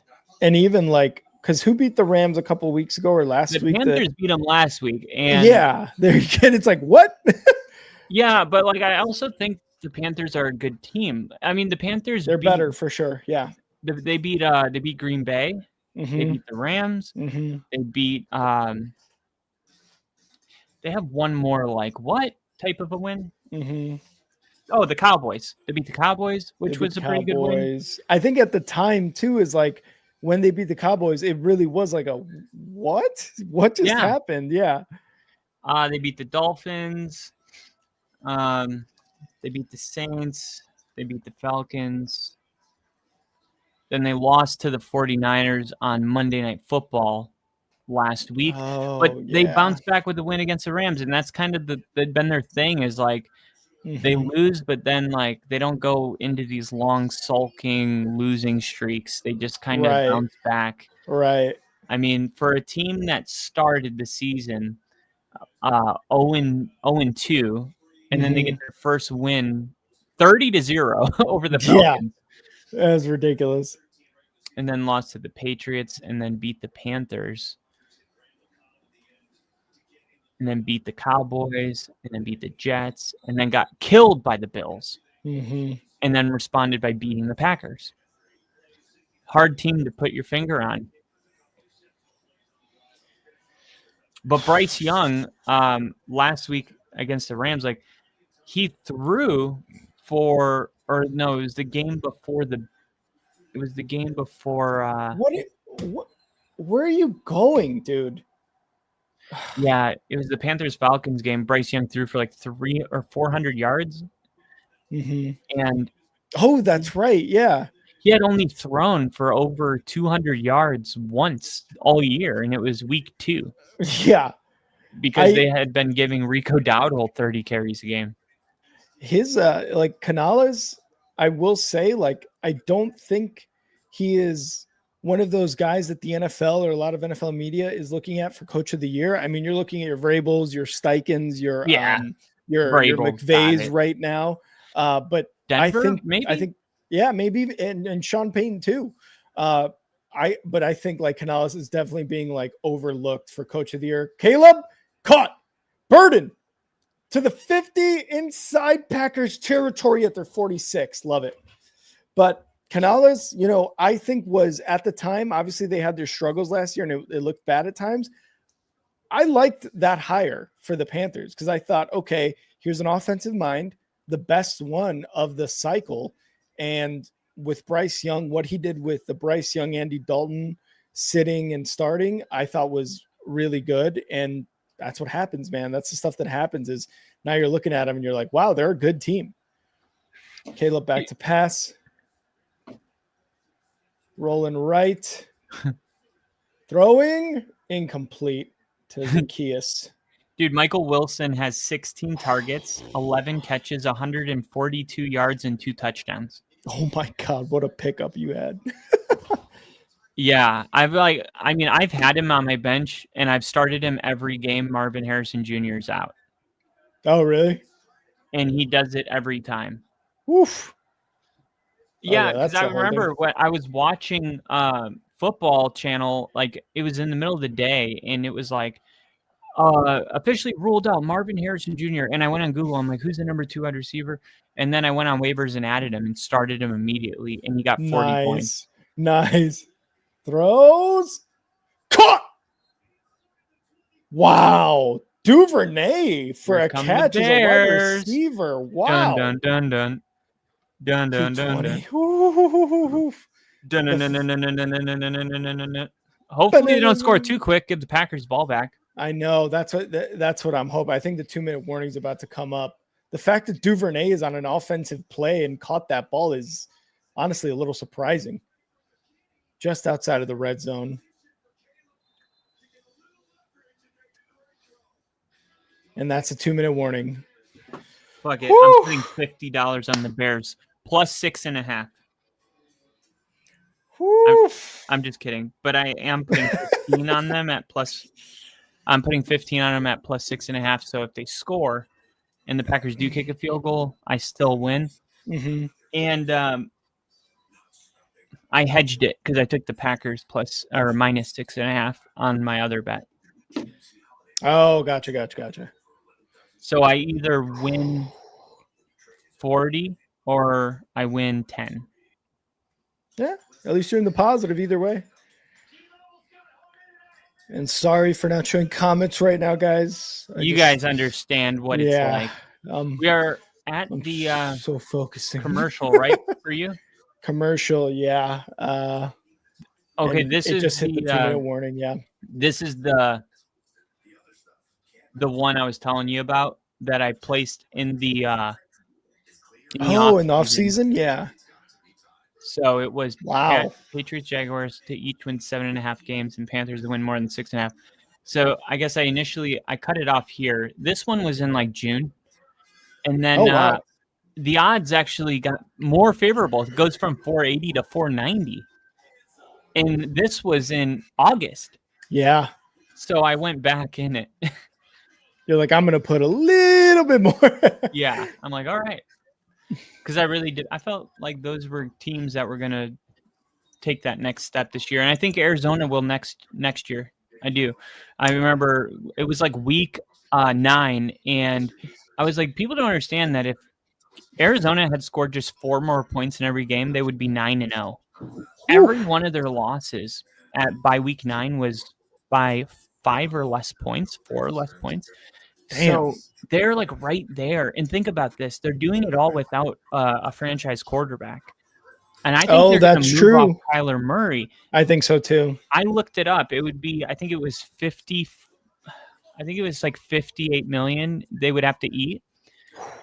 But like there's one thing we learned from Denver is like it doesn't matter. You know what I mean? If you have to move on, you have to move on. Exactly. Yeah. And what's the point of riding out a contract if you paid the guy you paid him to win a Super Bowl? If you don't feel like he can do it, move on. Money's irrelevant at that point. Caleb hands it off. Manungai up the middle is going to get about 5 yards inside the red zone at about the 17-yard line for the Bears. Come on, guys. Let's go. It's funny. Our teams are so connected that we play the Packers in back-to-back weeks. Oh, yeah. And that's in 3 weeks, actually, in a row. Us this week, you guys next week, and us in week 16 or 17, whatever. So we're going to be streaming a lot of Packers. Yeah. Yeah. Minute 22 left, 2nd and 4. Wow. I'm surprised Green Bay's not calling their timeouts. Honestly, me too. Manungai up the left side. He's going to be short by about a yard. I'm out Green Bay, less. probably. Did they do it?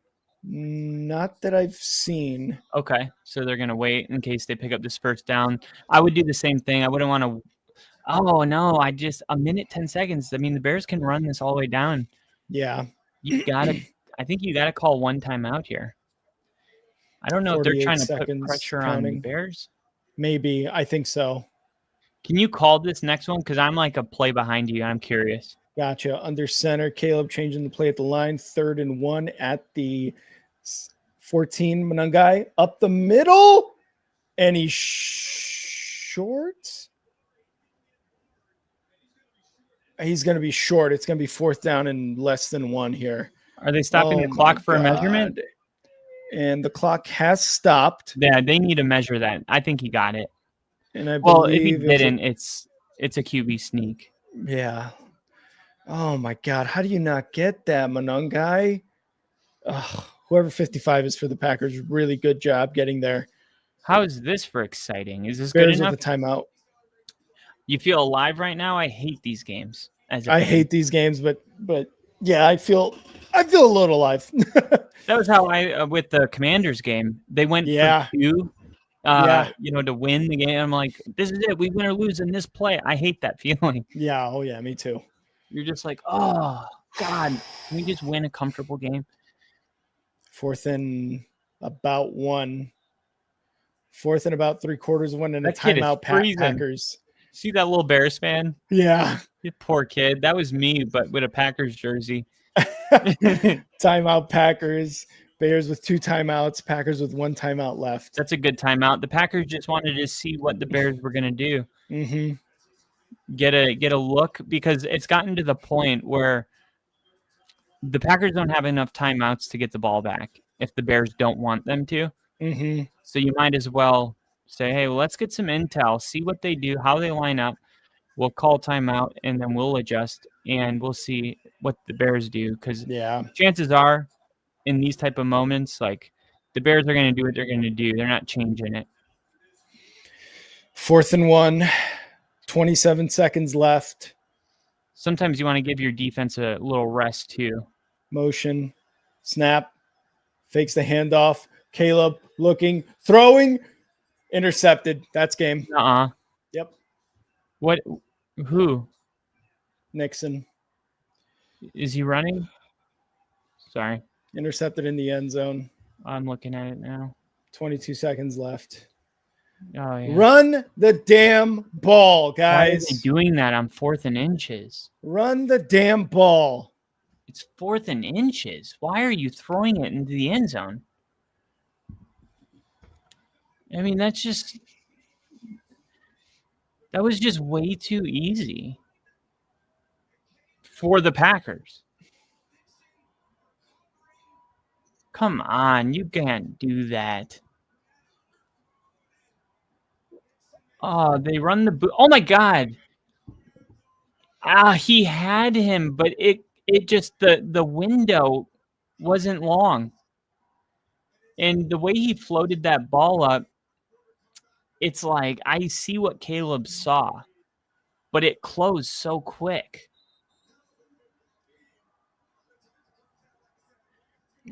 It's all right, Caleb. You'll have another shot at it.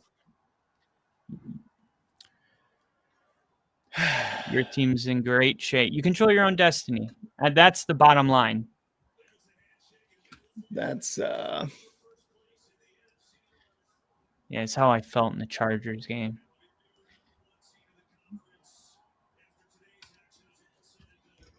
Damn.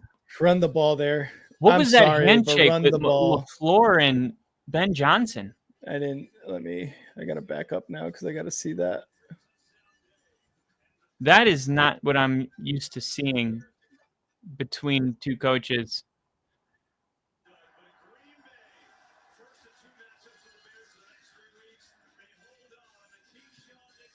If you go to where there's 10 seconds running off the clock, that's when you'll see it. Right at 7 seconds. There was still time on the clock ticking.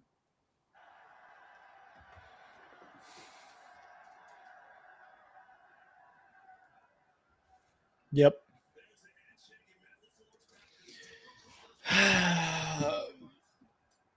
Damn. Rick, I guess controlling your own destiny helps. I mean, it would for me. Like, you're going to play this game again in 2 weeks, but it's going to be in your house.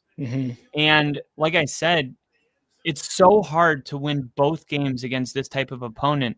And what really sucks is when you lose the first one at your house, because then you're likely to lose them both. But yeah, I mean, for the Bears, like, they played this game in 2 weeks. They lost. The one that they did lose was in Green Bay, as expected, you know, and they still control their own destiny. So I think, like, for the Bears, you gained a lot of intel, a lot of film.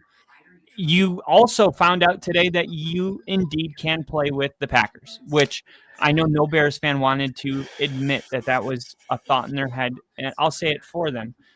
This is what they needed to see. They needed the Bears to come out and play toe-to-toe with the Packers, and they did. And they, in my opinion, they proved that they should be the favorite when they play in 2 weeks in Soldier Field. And that game's massive because they control their own destiny. Yeah, there's those positives, like you're saying. The Bears, again, Caleb Williams and the running game, and you know, Caleb Williams obviously threw the interception there, but he brought them down to that field with a chance to score.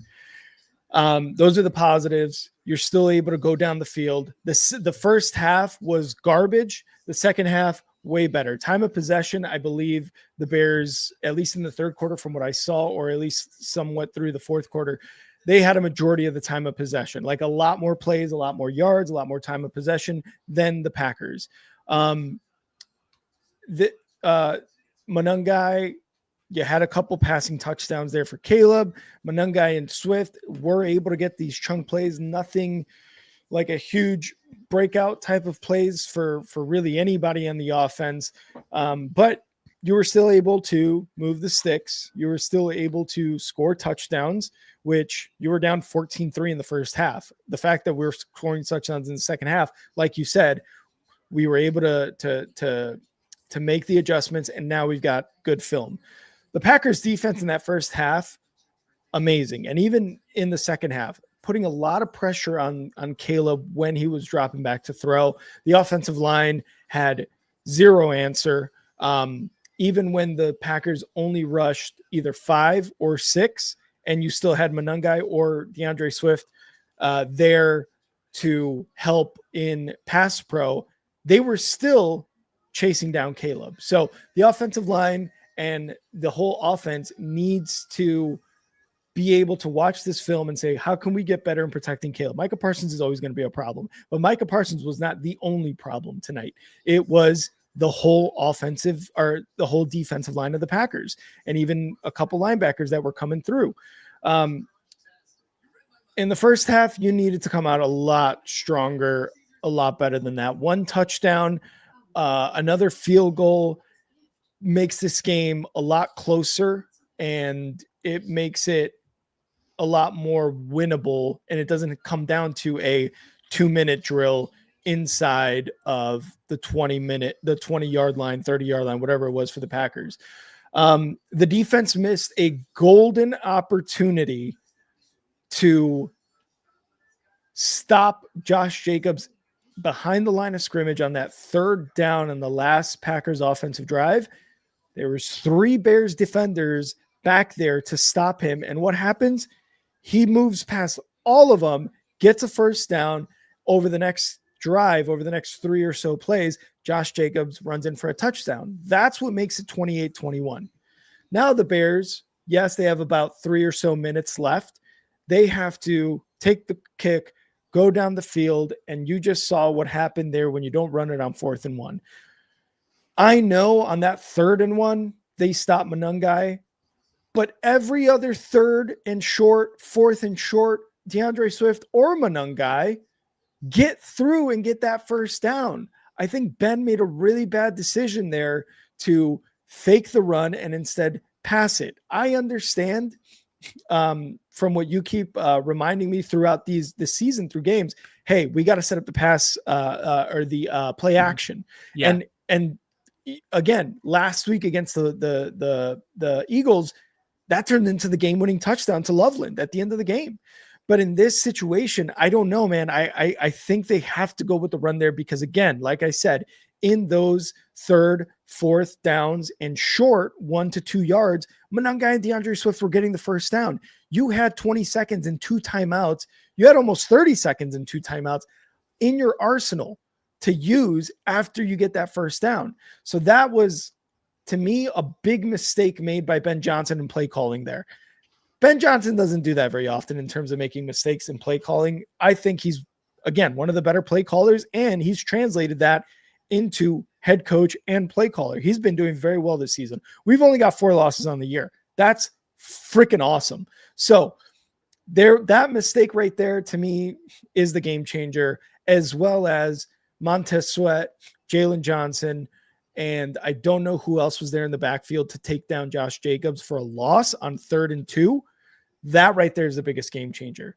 Those 2 plays right there are what lost us the game, or at least prevented us from gaining a lead or tying it up here in these last 30 seconds. Special teams overall was not good. Cairo Santos had that really weird kickoff that hit one of the Packers players who was lined up at the 30-yard line, whatever it was. That was a weird kick. And then Duvernay, again, with the really bad returns on punts and kickoffs, it was just bad.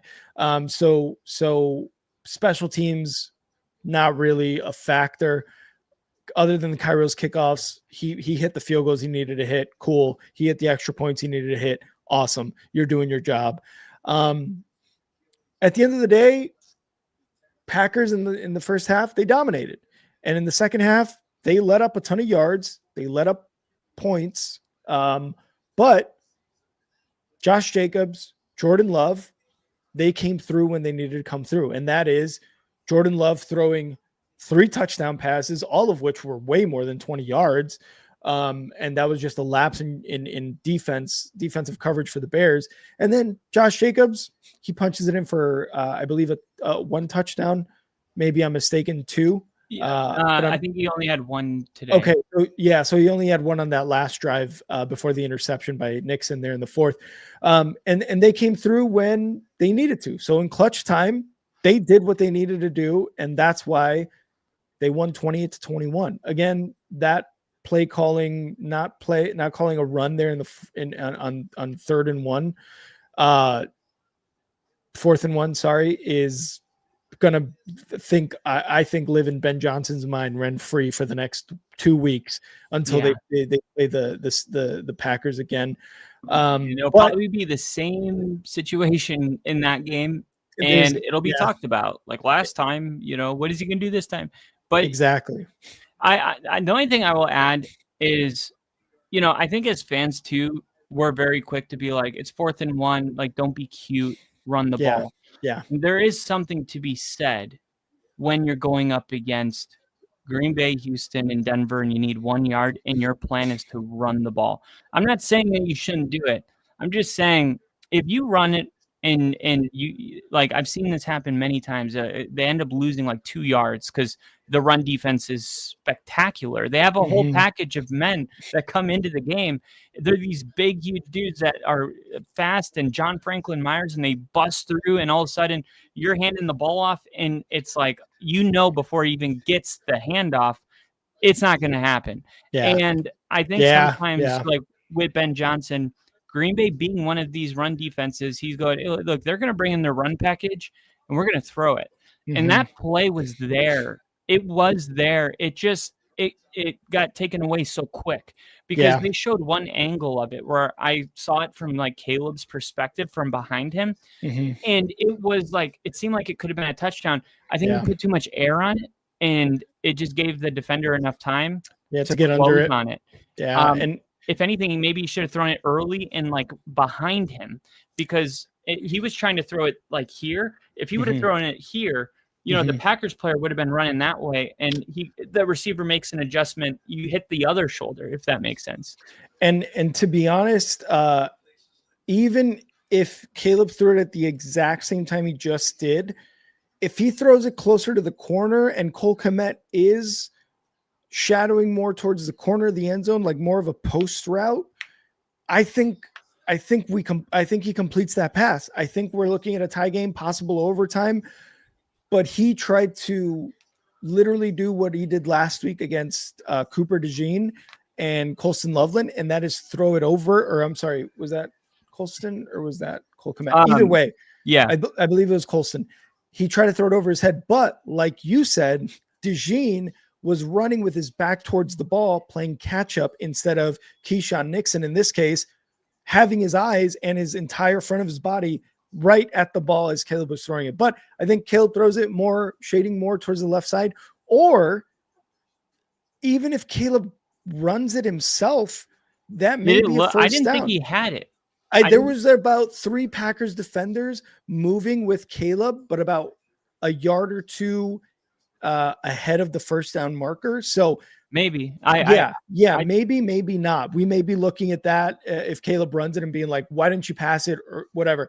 At the end of the day, the offensive line played better in the second half and was moving the line of scrimmage more as opposed to the first half. And that's why I think Ben should have ran it there. And I get that the defense for the defensive line specifically for the Packers was really, really good.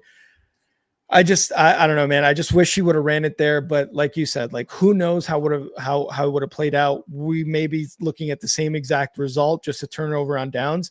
But I don't know. I really do wish they would have ran it there. I feel like we would have had a better chance than what just happened. Yeah. But like I said, that play is going to live rent free in Ben Johnson's head and for another 2 weeks until they face the Packers again, this time in Chicago. What I will say real quick, because I do have to go in the next couple minutes. So we're going to be in, at least I'm going to be leaving here in the next few minutes. Got to go get something done with the wifey. Ooh. The handshake between them, Ben Johnson in his opening presser as head coach. Generally, when there's a Bears coach who's being introduced as a new head coach for the Bears, they talk about the Packers, wanting to beat the Packers, wanting to really be the leaders in that rivalry. During his opening presser, Ben Johnson said, and I've got to say, I really enjoyed beating Matt LaFleur 2 times a year. So he didn't say the Packers. He said Matt They don't LaFleur. like each other. They don't have a relationship. That's awesome. That's They how don't. it should be. And I agree. It doesn't have to be, but I like it. I like it because he's feeding into the rivalry. And Yeah. what a game this was. I will say Packers win at the end of the night. It is what it is. But for him to say that, that's a spark. And to continue that with the Packers rivalry, I think is awesome as a Bears fan and as a Bears head coach. So I think that's why the handshake went the way it did, and why you were kind of like, wait, that's an odd handshake. Yeah, I knew it's because of something. that. I knew something was up with that, and I've seen it both ways. Like when we get done with the Chiefs, like Andy Reid and Sean Payton, they got so much respect for each other. You know what I mean? Like Mhm. they, if you listen to both of their press conference, like they really admire each other. And sometimes as a fan of football, it's just cool to see like, hey, you got the best of me today. Like, you know, good job, good job. Because they talk for like Andy Mhm. Reid and Sean will talk for like 10 seconds. And Mhm. I think that's cool sometimes. Like when it's like Yeah. whenever you see a player that like, you know, scores like has a big run and the defender that tackled him like smacks him on the ass or something or hits him on the back of the helmet, like good play, you know, Yeah. like Yeah. there's just something about that feels kind of good. It's like not too much where you're like overbearing, like, but just enough where it's like, all right, I respect that, but I'm coming for you. You know what I mean? Like, Yeah. um, Yeah. there's something about that feels good, and there's also something about what LaFleur and Ben Johnson did that feels good as a fan Me too. Yeah, because I feel that. it used to be like if you were a Packer, you did not play for the Bears. Like that is No, the yeah. worst thing you could do. Yeah. Nowadays, people go from team to team to team, and it's cool to see some of that old school rivalry. And I credit Ben Johnson for that because he set the Yep. tone. Mhm. Like you said in his press conference, like here's what we're going to do. First order of business, I'm going to piss on Matt LaFleur Yeah. and mark It's my exciting. territory, you know? Yeah. Yeah. And I mean, Matt LaFleur got the better of him today, but Mhm. we'll see what happens in a couple of weeks. But overall, I mean, great game. Yeah, the rivalry's heating up. Both the Packers and Bears this year are good teams. It's just a matter of what's the rest of the year going to look like, who's going to win the North, and can we continue to be in the playoff hunt? I'm hoping the Bears, even after losing and being second now in the division and the 7th seed now in the NFC, can continue to win these 9-4. next 3 games. Yeah, yeah. So That's a good record. In 30 only 4 seconds. losses. Yeah, it's amazing. In 30 seconds, how did you feel about Caleb Williams? 19 for 35, 186 yards, 2 touchdown passes, 1 interception. Overall takeaway from Caleb. Biggest game for him. So that's why I'm asking. Yeah, first half was garbage. Second half, obviously, the pass game started to open up a little bit more. But I think it's because the offensive line was doing a better job. There's plenty of pressures in the second half regardless. But you could see when he was dropping back to pass, he had a little more time. Obviously, he did his Houdini act and was able to get out of sacks and make plays happen. But overall, a very average game, I think, for Caleb. And that's only because the second half, he had 2 touchdown passes and he had way more yardage than the first half. So average game for Caleb. But, 2 touchdown passes, 1 interception. What was it? Over 200 yards, almost 200 yards, whatever it was. Average game. If he plays the whole game like he did the second half, I think we're looking at a Bears win, and I think we're looking at a really, really good stat line by Caleb.